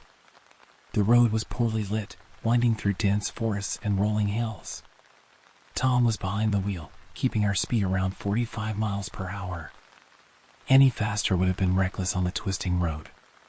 The night was thick with humidity, the air heavy and still. The smell of pine trees mixed with the earthy scent of the nearby swamps. Crickets and frogs provided a constant background chorus, punctuated occasionally by the hoot of an owl or the rustle of some unseen creature in the underbrush. We drove for what felt like hours without seeing another vehicle. The yellow lines on the road became hypnotic, lulling me into a trance-like state. To stay alert, I rolled down the window and lit a cigarette, letting the cool night air wash over me. Music played softly on the radio, some classic rock station fading in and out of static. I smoked my cigarette absent-mindedly, flicking ashes out the window. As I took one last drag, I tossed the butt out into the darkness. That's when I saw it. In my peripheral vision, I caught a glimpse of something running alongside the car. It was just behind my window, in that space between the edge of the door and where the back window begins. I glanced at the speedometer. We were still doing about 40 miles per hour. I looked over at Tom. He was staring straight ahead, his knuckles white as he gripped the steering wheel. I turned my gaze forward again, but I could still see it out of the corner of my eye. What I saw defied logic. An enormous, muscular arm covered in matted reddish-brown hair was keeping pace with our car. The arm alone was as thick as my torso, rippling with inhuman strength. I slowly rolled up my window, my heart pounding in my chest. Tom increased our speed without a word. The tightness in his jaw told me he was seeing the same thing I was. As we accelerated, the creature seemed to fall behind slightly, but it was still there, running impossibly fast. I forced myself to look directly at the thing chasing us. Its massive chest was higher than the roof of our car. The matted fur was caked with mud and what looked disturbingly like dried blood. As it ran, it leaned forward, and I caught a glimpse of its face. In that moment, all sense of reality shattered. This wasn't some animal or even a person in a costume. This was a monster, a creature that shouldn't exist outside of nightmares. Its face was a twisted parody of humanity. The forehead sloped back sharply, giving way to a heavy brow ridge that shadowed its eyes. Those eyes, they were jet black, with pinpricks of red where the pupils should be. They radiated malevolence and hunger. The nose was flat and wide, with flaring nostrils that seemed to be scenting the air. But it was the mouth that truly horrified me. Lips pulled back in a snarl revealed rows of yellow teeth, each as long as my finger and wickedly sharp. Saliva dripped from its jaws as it opened its mouth wider, letting out a roar that was thankfully muffled by the car's windows. "Go faster!" I yelled, my voice cracking with fear. Tom didn't need to be told twice. He floored the accelerator, and our old car protested as it pushed past 60 miles per hour. The creature was still keeping pace, but it seemed to be tiring. Its breaths came in great, heaving gasps, visible in the cold night air. Just when I thought we couldn't go any faster without risking a crash, the road straightened out. Tom pushed the car to its limits, the engine whining in protest. Slowly, agonizingly, we began to pull away from the monster. I kept my eyes glued to the side mirror, watching as the creature fell further and further behind. It let out one final, bone-chilling roar before disappearing into the darkness of the forest. We didn't slow down until we reached the outskirts of Texarkana. Even then, we only stopped long enough to fill up the gas tank before continuing our journey home. We drove through the night, neither of us speaking a word about what we'd seen. The sun was rising as we crossed back into our home state. The familiar landscapes should have been comforting, but they felt alien now. How could the world look so normal when we knew what lurked in the shadows? We parted ways with a brief, awkward goodbye. There was an unspoken agreement not to discuss what had happened. Maybe if we didn't talk about it, we could convince ourselves it wasn't real. The next few weeks passed in a haze. I threw myself into preparations for college, desperate for any distraction. But at night, when the house was quiet and dark, the memories would come flooding back. Those eyes, that impossible speed, the primeval terror I'd felt, it all seemed too vivid to be a dream or hallucination. I tried to rationalize it. Maybe it was an escaped zoo animal or a person in an incredibly realistic costume. But deep down, I knew those explanations didn't fit. What we'd seen that night was something else entirely, something that challenged everything I thought I knew about the world. As summer faded into fall, I left for college. The bustling campus and rigorous academic schedule provided a welcome respite from my troubled thoughts. I made new friends, joined clubs, and slowly, the memory of that night began to fade. Years passed. I graduated, got a job at a small-town newspaper, and settled into a quiet, predictable life. Tom and I had drifted apart, each of us seeming to tacitly understand that maintaining contact would mean acknowledging what we'd seen. It was nearly a decade later when the nightmares started again. I'd wake up in a cold sweat, the image of those red eyes and yellow teeth seared into my mind. During the day, I'd find myself jumping at shadows, constantly looking over my shoulder. The breaking point came one night as I was driving home from a late assignment. The road was dark and empty, winding through dense woods. As I rounded a bend, my headlights caught something at the edge of the trees. For a split second, I saw a flash of reddish-brown fur and the glint of teeth. My heart nearly stopped. I slammed on the brakes, skidding to a halt in the middle of the road. Hands shaking, I peered into the darkness. Nothing. Just trees and shadows. Had I imagined it? Was my mind playing tricks on me, dredging up old terrors? I sat there for what felt like hours, engine idling, too terrified to move. Finally, a car approached from behind, honking impatiently. The spell broken, I put the car in drive and continued home, but I knew I couldn't go on like this. The next day, I called in sick to work and started researching.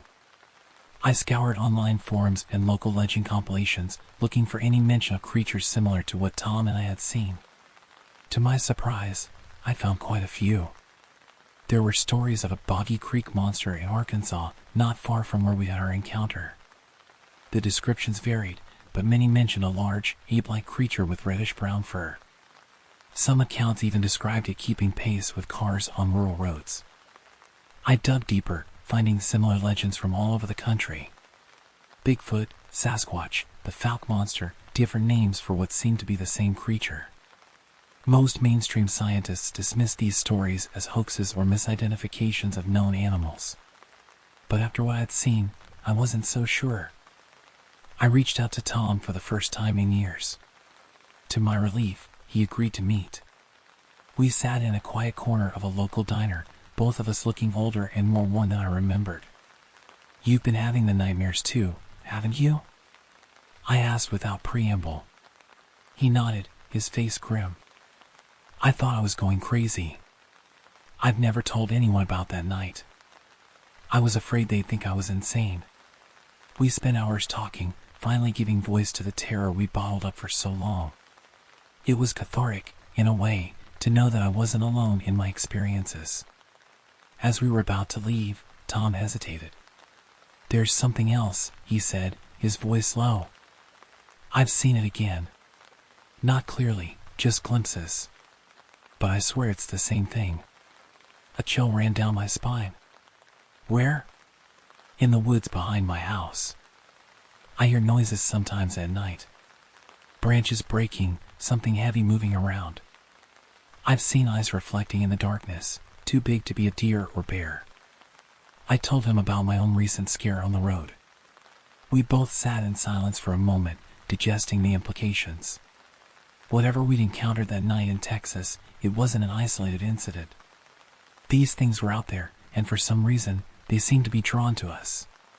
In the years since that conversation, I've become something of an amateur cryptozoologist. I've traveled to alleged Bigfoot hotspots, interviewed witnesses, and pored over grainy photos and shaky video footage. I've never had another clear sighting like that night in Texas, but I've had enough strange experiences to keep me convinced. There are things in this world that defy explanation, creatures that lurk just beyond the edge of civilization. Most people go through their lives never encountering them, safe in their belief that the world is a known, quantifiable place.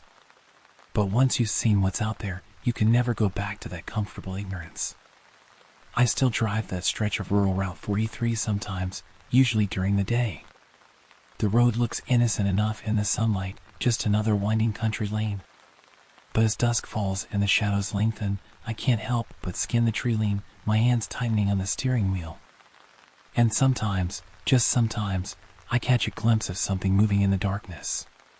Something large and fast and hungry. Something that shouldn't exist, but does.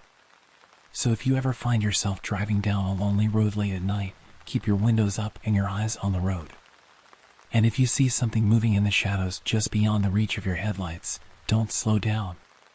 Some things are better left in the dark. Because the monsters are real. And once they've seen you, they don't forget. The soft hum of washing machines filled the air as I made my way down the dimly lit hallway of my apartment complex. It was another late night, and the familiar weight of my laundry basket pressed against my hip.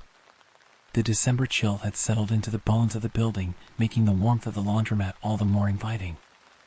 I've always been a night owl, finding a strange comfort in the solitude of late-night chores. There's something oddly peaceful about the world when most people are asleep, a quiet that settles over everything like a blanket. It's in these moments that I feel most at ease, most myself. As I pushed open the door to the laundromat, the fluorescent lights flickered to life, casting a harsh glow over the rows of machines. The room was empty, as it usually was at this hour. I set my basket down on one of the folding tables and began the familiar routine of sorting clothes and loading washers. The complex I live in is nestled on the outskirts of a small town in western New York, about an hour's drive from Lake Ontario. It's an unremarkable place in many ways, a collection of weathered brick buildings surrounded by patches of dense forest. A river runs nearby, its gentle rush a constant background noise that you only really notice when it's gone. As I waited for my clothes to wash, I pulled out my phone, scrolling mindlessly through social media. The minutes ticked by, marked only by the rhythmic tumbling of the machines. It was nearing 8:30 p.m. when I felt a sudden shift in the air, like a change in pressure before a storm. The hairs on the back of my neck stood up, and I had the distinct sensation of being watched. I turned around, half expecting to see another tenant who had decided to do some late-night laundry. But the room was empty, the door still firmly closed. That's when I saw a face pressed against the window, staring at me with an intensity that made my blood run cold. The laundromat lights, programmed to shut off at 7 p.m. to save energy, had long since gone dark. The only illumination came from the small dollar store flashlight I had propped up on one of the machines, a habit I'd developed over months of late-night laundry sessions. The weak light barely reached the corners of the room, leaving the windows shrouded in shadow. But even in that dim light, I could make out details that sent a chill down my spine. The face was gaunt, almost skeletal, with skin stretched tight over sharp cheekbones. Its eyes were sunken deep into their sockets, glinting with an unnatural light. The pallor of its skin was striking, a sickly white that spoke of years without sunlight. For a moment, we locked eyes, and I felt a primal fear grip my heart. This wasn't a person, at least, not any kind of person I'd ever seen before. As my brain struggled to process what I was seeing, the creature moved. It didn't just turn away, it skittered, like some nightmarish spider, dropping to all fours and scampering off into the darkness of the forest. The movement was what struck me most. I've seen people run on all fours before, kids playing, or the occasional eclectic fitness enthusiast. But it always looks unnatural, awkward, like our bodies aren't meant to move that way. This thing, whatever it was, moved with a fluid grace that defied explanation. It was as if running on four limbs was its natural state, and walking upright would have been the aberration. For several long moments after it disappeared, I stood frozen, my heart pounding in my chest. Part of me wanted to dismiss it as a hallucination, a trick of the light and my tired mind. But I knew what I had seen was real as the cold sweat now beating on my forehead. I finished my laundry in record time that night, constantly glancing over my shoulder, half expecting to see that emaciated face appear at the window again. As I hurried back to my apartment, laundry basket clutched tightly to my chest, I couldn't shake the feeling of being watched. The patches of forest that I had always found charming now seemed menacing, full of shadows that could be hiding who knows what. In the days and weeks that followed, I found myself growing increasingly paranoid. Every time I walked near the edge of the forest, I felt eyes on me. It wasn't just the normal wariness you might feel in a secluded area at night. This was different, a predatory gaze that made me feel like prey. The rational part of my mind tried to dismiss it. After all, there were no large predators in our area. The worst we had to contend with were the occasional coyotes, and they generally stayed away from populated areas. But the feeling persisted, growing stronger with each passing day. I started taking different routes to and from my apartment, avoiding the areas closest to the forest. I began to dread nightfall, drawing my curtains tightly closed as soon as the sun began to set. Sleep became elusive, my dreams haunted by visions of that skeletal face and those unnaturally fluid movements. About a month after the incident at the laundromat, I noticed something odd. The lights in my apartment started behaving strangely. They would flicker on and off at random intervals, sometimes staying off for several seconds before suddenly blazing back to life. At first, I assumed it was just faulty wiring or maybe a problem with the building's electrical system. I called the maintenance team, who checked the breakers and the wiring in my apartment. They found nothing wrong. I even hired an electrician to take a look, but he too was baffled. The lights continued their erratic behavior, and soon I noticed it wasn't just confined to my apartment. The hallway lights, the outdoor lamps around the complex, they all seemed to be affected. The unpredictable lighting only added to my growing sense of unease. In the moments when the lights would suddenly cut out, I found myself holding my breath, straining my ears for any sound of movement. More than once, I thought I caught a glimpse of something pale and skeletal in a split second before the lights came back on, but it was always gone too quickly for me to be sure.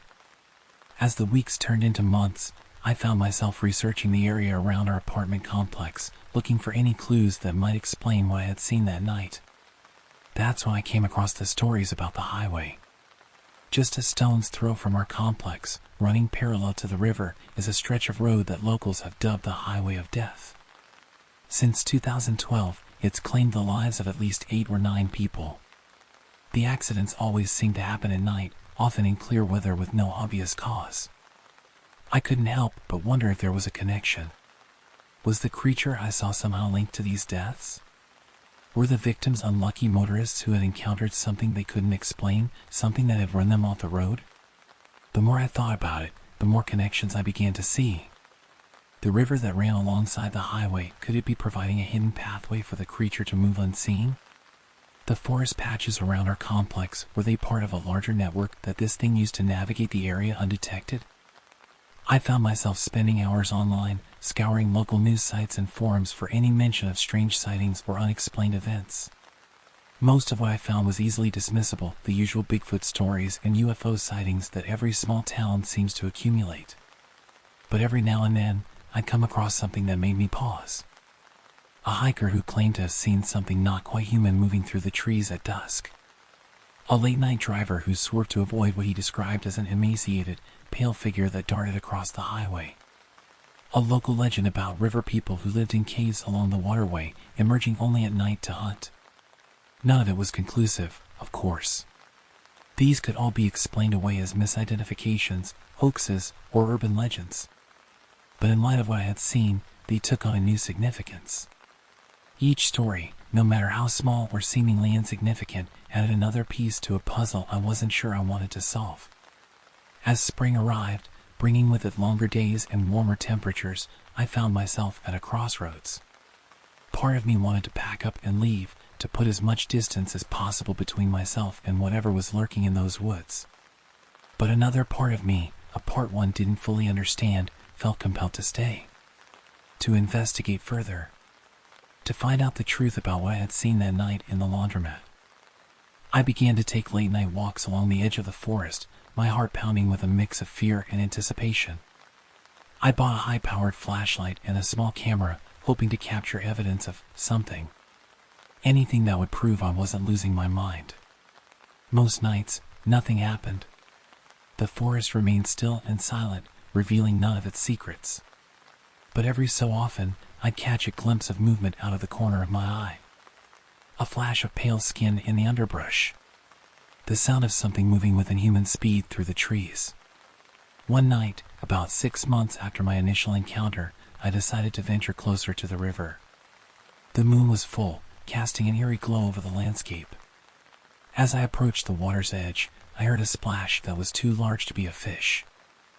I swung my flashlight towards the sound, and for a brief moment, I saw it again. The creature was crouched at the water's edge, its skeletal frame silhouetted against the moonlit river. It turned its head towards me, those sunken eyes reflecting the beam of my flashlight like a cat's. For a heartbeat, we stared at each other, and I felt a jolt of recognition. It was the same creature I had seen that night in the laundromat. Before I could react, it dove into the water with barely a ripple. I rushed to the bank, scanning the surface of the river, but there was no sign of it. It was as if it had simply vanished. That encounter left me shaken but more determined than ever to uncover the truth. I began to map out the areas where I had seen or felt the creature's presence. I noted the dates and times of the strange occurrences with the lights. I even started reaching out to some of the people whose stories I had read online, hoping to corroborate their experiences with my own. As I delved deeper into my investigation, I couldn't shake the feeling that I was on the verge of uncovering something big. Something that would change not just my understanding of this small corner of New York, but perhaps our understanding of what kind of creatures share this world with us. But with each step forward in my investigation, the sense of being watched, of being hunted, grew stronger. The lights in my apartment and around the complex continued their erratic behavior, and I often woke in the night to the sound of scratching at my windows. I know that continuing down this path could be dangerous. Whatever this creature is, it's clearly aware of me and my efforts to understand it. But I've come too far to turn back now. The mystery of what lurks in the forests and rivers around my home has become an obsession, one that I can't seem to shake. As I sit here, writing this account of my experiences, I can't help but wonder what the future holds. Will I finally get the proof I need to convince others of what I've seen? Or will I become just another unexplained disappearance, another tragedy on our local highway of death? It was a warm summer night, the kind where the air hangs heavy and still, clinging to your skin like an unwelcome embrace. I was about 15 or 16 at the time, walking home from a friend's place with my mate, who I was living with back then. The streets were deserted, bathed in the sickly orange glow of streetlights that seemed to push the darkness back just enough to make the shadows deeper, more menacing. We were in high spirits despite the late hour or early hour, depending on how you look at it. It was around 2 or 3 in the morning, that liminal time when the world seems to hold its breath, caught between one day and the next. My friend was pushing his BMX beside him, the soft click of the freewheel providing a rhythmic backdrop to our laughter and chatter. As we walked, I remember feeling a sense of invincibility that only teenagers possess. The night was ours, the empty streets our playground. We were discussing some inane topic, probably music or girls or both, when something caught my eye. At first, I thought I was seeing things. Maybe it was a trick of the light, or my tired mind playing tricks on me. But no, there it was again. 2 shapes, moving with a fluid grace that seemed almost unnatural. They were large, much larger than any dog I'd ever seen, and lean, reminding me of greyhounds, but on a scale that didn't seem possible. I nudged my friend, pointing wordlessly. He fell silent mid-sentence, his eyes widening as he too caught sight of the creatures. We watched, transfixed, as they approached a set of mailboxes outside some flats. The mailboxes were substantial, standing about 1.5 meters tall and set back from the road by 5 or 6 meters. What happened next defied all logic and reason. Those 2 massive, dog-like creatures gathered themselves and leaped. But this wasn't just a jump, it was as if they were flying. They cleared those mailboxes in a single bound, sailing through the air with an ease that made my stomach churn. They landed in the middle of the road, barely making a sound despite their size. At that moment, a small voice in the back of my mind whispered that something was very, very wrong. But curiosity overrode my fear, and I kept watching, unable to tear my eyes away from the scene unfolding before us. The creatures began to run down the road, their movements fluid and predatory. And then, as if this night couldn't get any more surreal, they changed. It wasn't a gradual transformation. One moment they were running on all fours, and the next they were upright, standing on their hind legs. But they weren't just standing. They were growing, their forms twisting and bulking up until they were unrecognizable from the dog-like shapes they had been moments before. What stood in the road now were 2 massive, muscular beings that looked like something out of a nightmare. My mind scrambled for some sort of reference point, something to make sense of what I was seeing. The closest thing I could think of was a yowie, Australia's equivalent of Bigfoot or Sasquatch. But even that comparison fell short. These creatures were like nothing I had ever seen or imagined. They stood there for a moment, their massive forms silhouetted against the streetlights. Then, moving with a speed that belied their size, they took off running. They disappeared around a corner about 200 meters away, in the direction we had come from. My friend and I stood there, rooted to the spot. I wanted to run, to hide, to wake up from what surely must be a dream. But I couldn't move. It was as if my body had forgotten how to function, all its energy diverted to trying to process what we had just witnessed. The silence that followed was deafening. The normal sounds of the night, distant traffic, the rustle of leaves, even our own breathing seemed to have been swallowed up by the impossibility of what we had just seen. And then we heard it. A scream pierced the night, high-pitched and terrified. It sounded like a small child, a little girl perhaps, crying out in absolute terror. The sound chilled me to my core. It was around 3 a.m. There shouldn't have been any children out at this hour. The implications of that scream, combined with what we had just seen, were too horrifying to contemplate. I turned to my friend, seeing my own fear reflected in his wide eyes. Without a word, I jumped onto the handlebars of his BMX. He didn't need any encouragement. He started pedaling as if his life depended on it, and for all we knew, it did. The journey home was a blur. My friend pedaled non-stop for the entire 2 kilometers, the cool night air whipping past us. Every shadow seemed to hide a monster, every sound a potential threat. I kept expecting to feel massive hands grabbing me, pulling me off the bike and into the darkness. When we finally reached home, we practically fell through the door. I slammed it shut behind us, my hands shaking as I turned the lock. We stood there in the hallway, breathing heavily, neither of us willing to break the silence. Finally, needing to confirm that I hadn't gone completely mad, I turned to my friend. What did you see?" I asked, my voice barely above a whisper.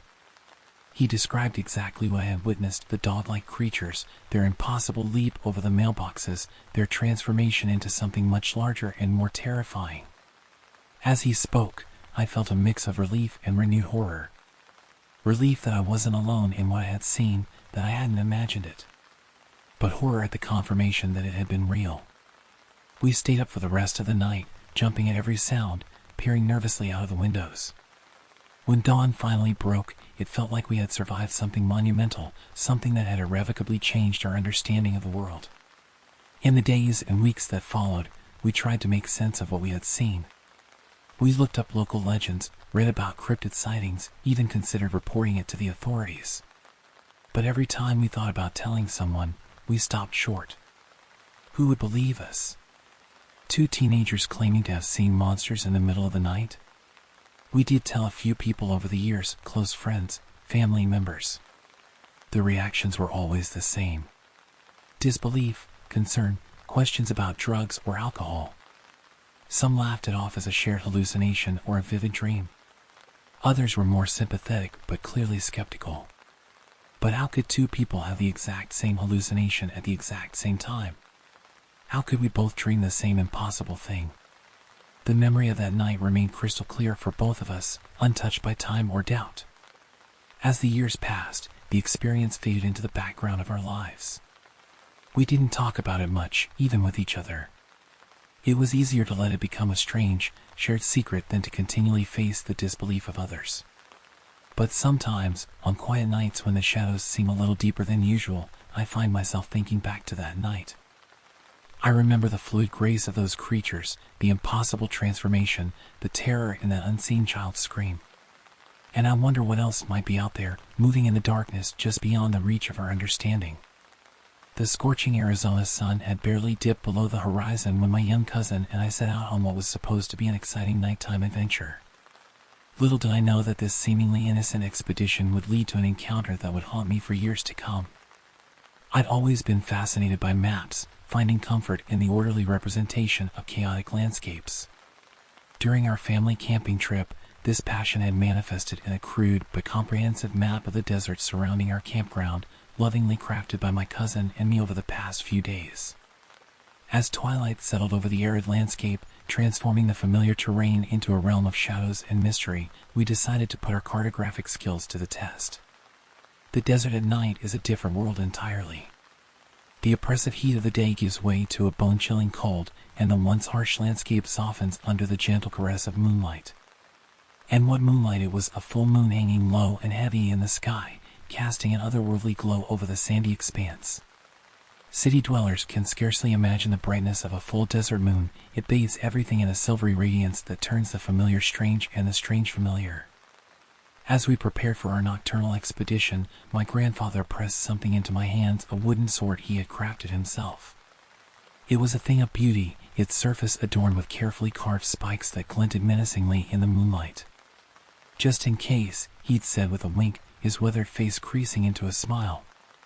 At the time, I thought it was overkill. What danger could we possibly face in this empty expanse? But I accepted it gratefully, the weight of the weapon oddly comforting in my grip. We set out with the confidence of youth, our makeshift map clutched in my cousin's hands as we navigated the moonlit terrain. The desert was alive with nocturnal sounds, the rustle of wind through scrub brush, the distant yip of coyotes, the whisper of sand shifting beneath our feet. Every shadow seemed to pulse with hidden life, but the bright moonlight and the reassuring presence of my grandfather's sword kept fear at bay. About half a mile from camp, we came upon the wash. To the uninitiated, a desert wash might seem like nothing more than a depression in the earth, but those familiar with the rhythms of the desert know better. These dry riverbeds, carved by infrequent but intense rainfall, are the lifeblood of the desert ecosystem. Some are mere trickles in the sand, while others, like the one before us, yawn wide enough to swallow a house. As we descended into the wash, our earlier bravado began to waver. The moonlight, so bright on the open desert, seemed to dim here, swallowed by the deeper shadows cast by the wash's high walls. The air grew cooler, carrying with it the musty scent of damp earth and decaying vegetation, smells that seemed out of place in the arid landscape. Our first discovery in the wash was macabre but fascinating, the skeletal remains of a falcon, picked clean by scavengers and bleached white by the unforgiving sun. We christened it Anakin, a nod to the ill-fated Jedi, its broken form a stark reminder of the harsh realities of desert life. The discovery renewed our excitement, and we pressed on, our young minds buzzing with the thrill of exploration. For nearly 20 minutes, we wandered the twisting course of the wash, our makeshift map proving surprisingly accurate as we navigated its serpentine path. The walls of the wash rose high on either side, creating an almost claustrophobic sense of enclosure that stood in stark contrast to the open expanse of the desert above. It was then that we came upon a section where the walls curved inward, creating a narrow passage that was barely noticeable at first glance. The change was subtle, a few feet at most, but it was enough to send a chill down my spine that had nothing to do with the cool night air. As we approached this constricted section of the wash, an overwhelming sense of dread seized me. Every instinct screamed danger, urging me to flee, to abandon my cousin and race back to the safety of our campsite. It was a primal fear, the kind that bypasses rational thought and speaks directly to the lizard brain, triggering that most basic of responses, fight or flight. I fought against the urge to run, instead reaching out to grasp my cousin's arm. "We should head back," I said, my voice sounding strained and unfamiliar to my own ears. To mask my fear, I began rambling about a video game character, my words tumbling out in a nervous stream as we turned and began retracing our steps. We had only gone a few paces when that feeling of wrongness intensified, growing so strong that it stopped me in my tracks. Slowly, reluctantly, I turned back toward the narrowed section of the wash. What I saw in that moment defies easy description, and even now, safe and far removed from that night, I struggle to put it into words. Standing precisely where the wash walls curved inward was a figure that, at first glance, might have been mistaken for a man. But any resemblance to humanity vanished upon closer inspection. The creature, for I can think of no better term, was impossibly tall, its height difficult to gauge in the deceptive moonlight, but certainly no less than 7 feet.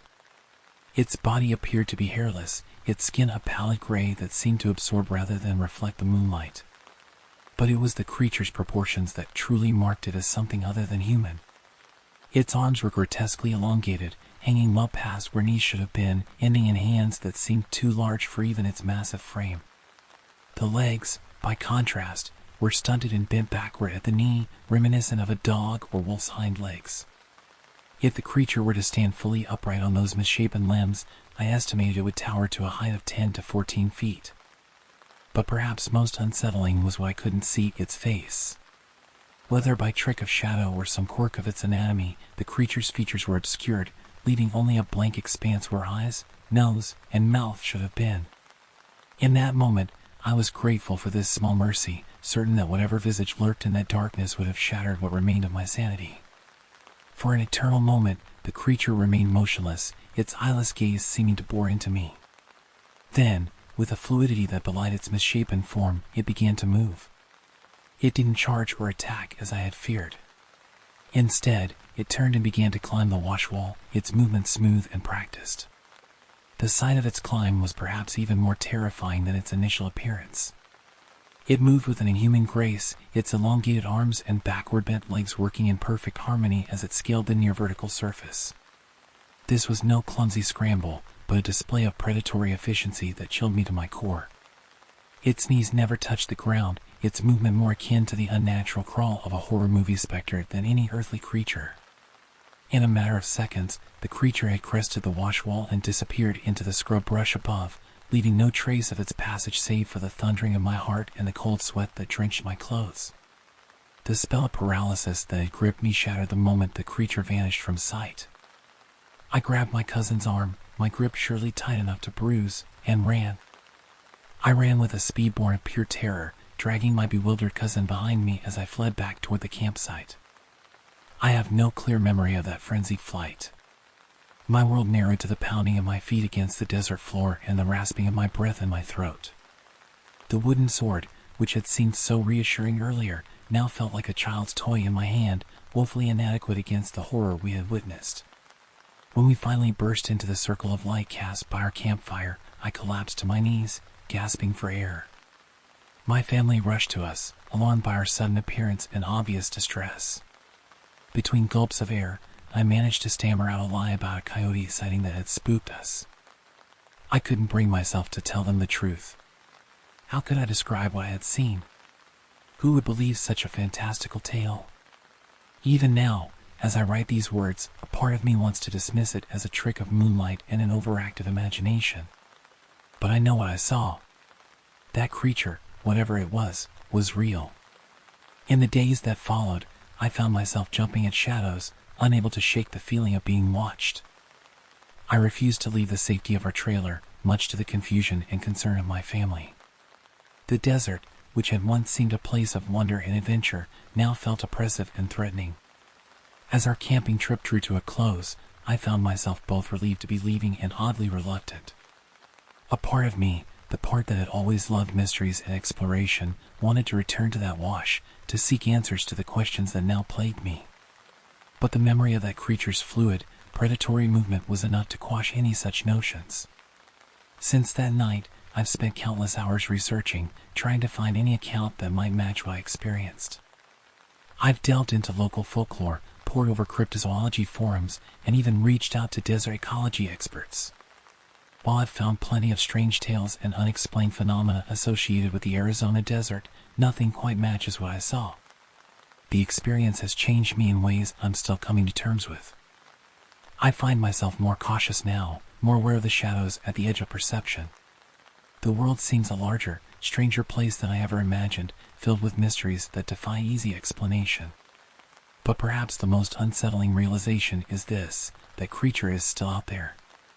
Somewhere in the vast expanse of the Arizona desert, it roams free, unseen and unknown by the world at large. And on nights when the moon is full and the desert wind carries the scent of sage and sand, I can't help but wonder how many others have encountered it. How many have been less fortunate than I was? I may never have answers to these questions. But I share my story now in the hope that it might reach others who have experienced similar encounters. Perhaps together, we can shed light on the mysteries that lurk in the shadows of our world. And perhaps, in doing so, we can be better prepared for the day when those mysteries choose to reveal themselves once more. As for me, I doubt I'll ever look at a desert landscape the same way again. The beauty is still there, but now it's tinged with an awareness of the unknown, of the thin veil that separates the world we think we know from the one that exists just beyond our understanding. And when I find myself in open spaces under a full moon, I can't help but scan the shadows, half expecting to see a tall, misshapen figure loping across the landscape on its backward bent legs. The open road had been my home for over 5 years now. My partner and I had embraced the nomadic lifestyle, living in our van and traversing the country. We'd seen it all, from the bustling cities to the quietest corners of national forests. Our experiences had taught us to approach the world with an open mind, ready for whatever came our way. On this particular night, we found ourselves in Denver, Colorado. The city was alive with energy even as midnight approached. We had spent the evening exploring the vibrant Rhino district, admiring the colorful murals and street art that adorned the buildings. The creative spirit of the area was palpable, and we reveled in the atmosphere of artistic expression. As the night wore on, our wanderings led us down an alley behind an old Catholic church. The stone walls of the church loomed over us, their weathered surface telling silent stories of decades gone by. The alley was quiet, save for the distant hum of the city and the soft padding of our footsteps on the pavement. It was then that we noticed a figure huddled in a doorway. As fellow travelers, albeit of a different sort, we always tried to approach such situations with empathy and respect. We knew all too well the vulnerability of sleeping in public spaces and the importance of preserving one's dignity. As we drew closer, I steeled myself for the encounter, reminding myself not to stare or make assumptions. But despite my mental preparation, I couldn't help the surge of adrenaline that coursed through me as we passed by. The woman was sitting up, her back pressed against the corner of the doorway.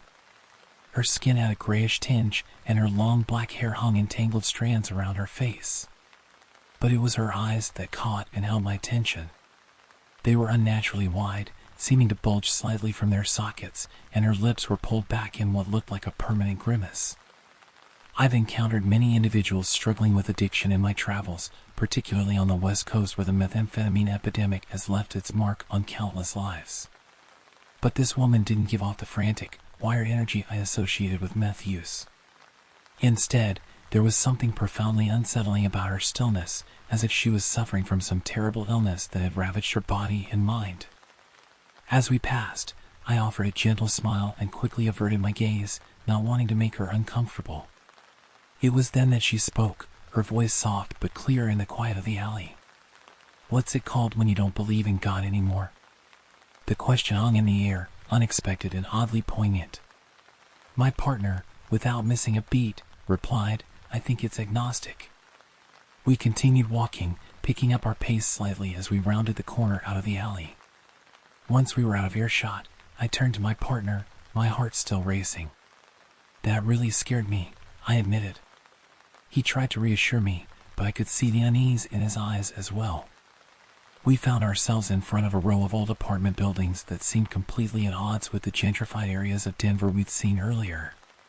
They reminded me of the projects in New York or the shotgun houses of New Orleans, a pocket of urban decay that had somehow resisted the tide of modernization sweeping through the city. A strange playground structure sat atop a bush in front of one of the houses, its presence both whimsical and unsettling in the dim light. From one of the apartments, we could hear the muffled sounds of a television and someone shouting, the noise spilling out through an open door. The entire scene felt surreal, the dark alley, the woman with her haunting question, the looming church, and these out-of-place apartments. The soft glow of the streetlights cast everything in an eerie, dreamlike quality. For a moment, it felt as if we had stepped out of time, or perhaps out of our familiar reality altogether. Later that night, as we settled into our van, my partner confessed that the encounter had shaken him as well. He admitted to putting on a brave face for my sake, but in truth, he had been just as disturbed as I was. We both struggled to put our feelings into words, but there was a shared sense that what we had experienced was somehow beyond the ordinary. The next night found us parked near a dog park by the boardwalk. As I slept, my partner stayed up late working on an art project. Around 2 a.m., he heard the sound of shuffling footsteps outside the van. Curious, he peered out the window and saw an elderly woman walking by. She wore a black beach hat perched atop thinning hair, her scalp visible beneath the sparse strands. Her eyes were deeply sunken, giving her a gaunt, sleepless appearance. Despite the late hour and cool temperature, she was dressed as if for a day at the beach. As she passed, she turned her head towards the van, her gaze seeming to look through the window without focusing on anything in particular. What struck my partner as truly bizarre was the sound coming from her. It wasn't speech, at least not in any language he recognized. Instead, it was a strange, rhythmic noise that he likened to the sound of a radio being tuned, shifting between frequencies. The woman continued past the large side window of the van, but oddly, she never appeared in view of the front window. It was as if she had simply vanished into the night. When I woke briefly in the early hours and my partner recounted what he had seen, I felt a chill run down my spine. The experience seemed to echo our encounter from the previous night, leaving us both unsettled and questioning what we had witnessed. As travelers, we've learned to approach the world with an open mind, embracing the diverse experiences and individuals we encounter on our journey. But these 2 nights in Denver had shaken us, challenging our perceptions and leaving us with questions that defied easy answers. Were these simply individuals struggling with mental health issues or the effects of a hard life on the streets? Or was there something more to these encounters, something that touched on deeper, more mysterious aspects of human experience? As we drove out of Denver the next day, we found ourselves contemplating these questions, our conversation returning again and again to those strange encounters in the night. Our journey continued, as it always did, but those experiences in Denver left an indelible mark on our memories. They served as a reminder that no matter how much of the world we see, there will always be mysteries that elude our understanding, moments that challenge our perceptions and leave us questioning the nature of reality itself. I'm so glad I wasn't awake for this, because I would have lost it. As soon as I woke up in the middle of the night and he told me what happened, I instantly got chills. I don't know what to think about all this, but I would love to hear your theories. Do you think they were regular people? Wolf in sheep's clothing? Cryptids? Aliens? I'd love to hear your thoughts.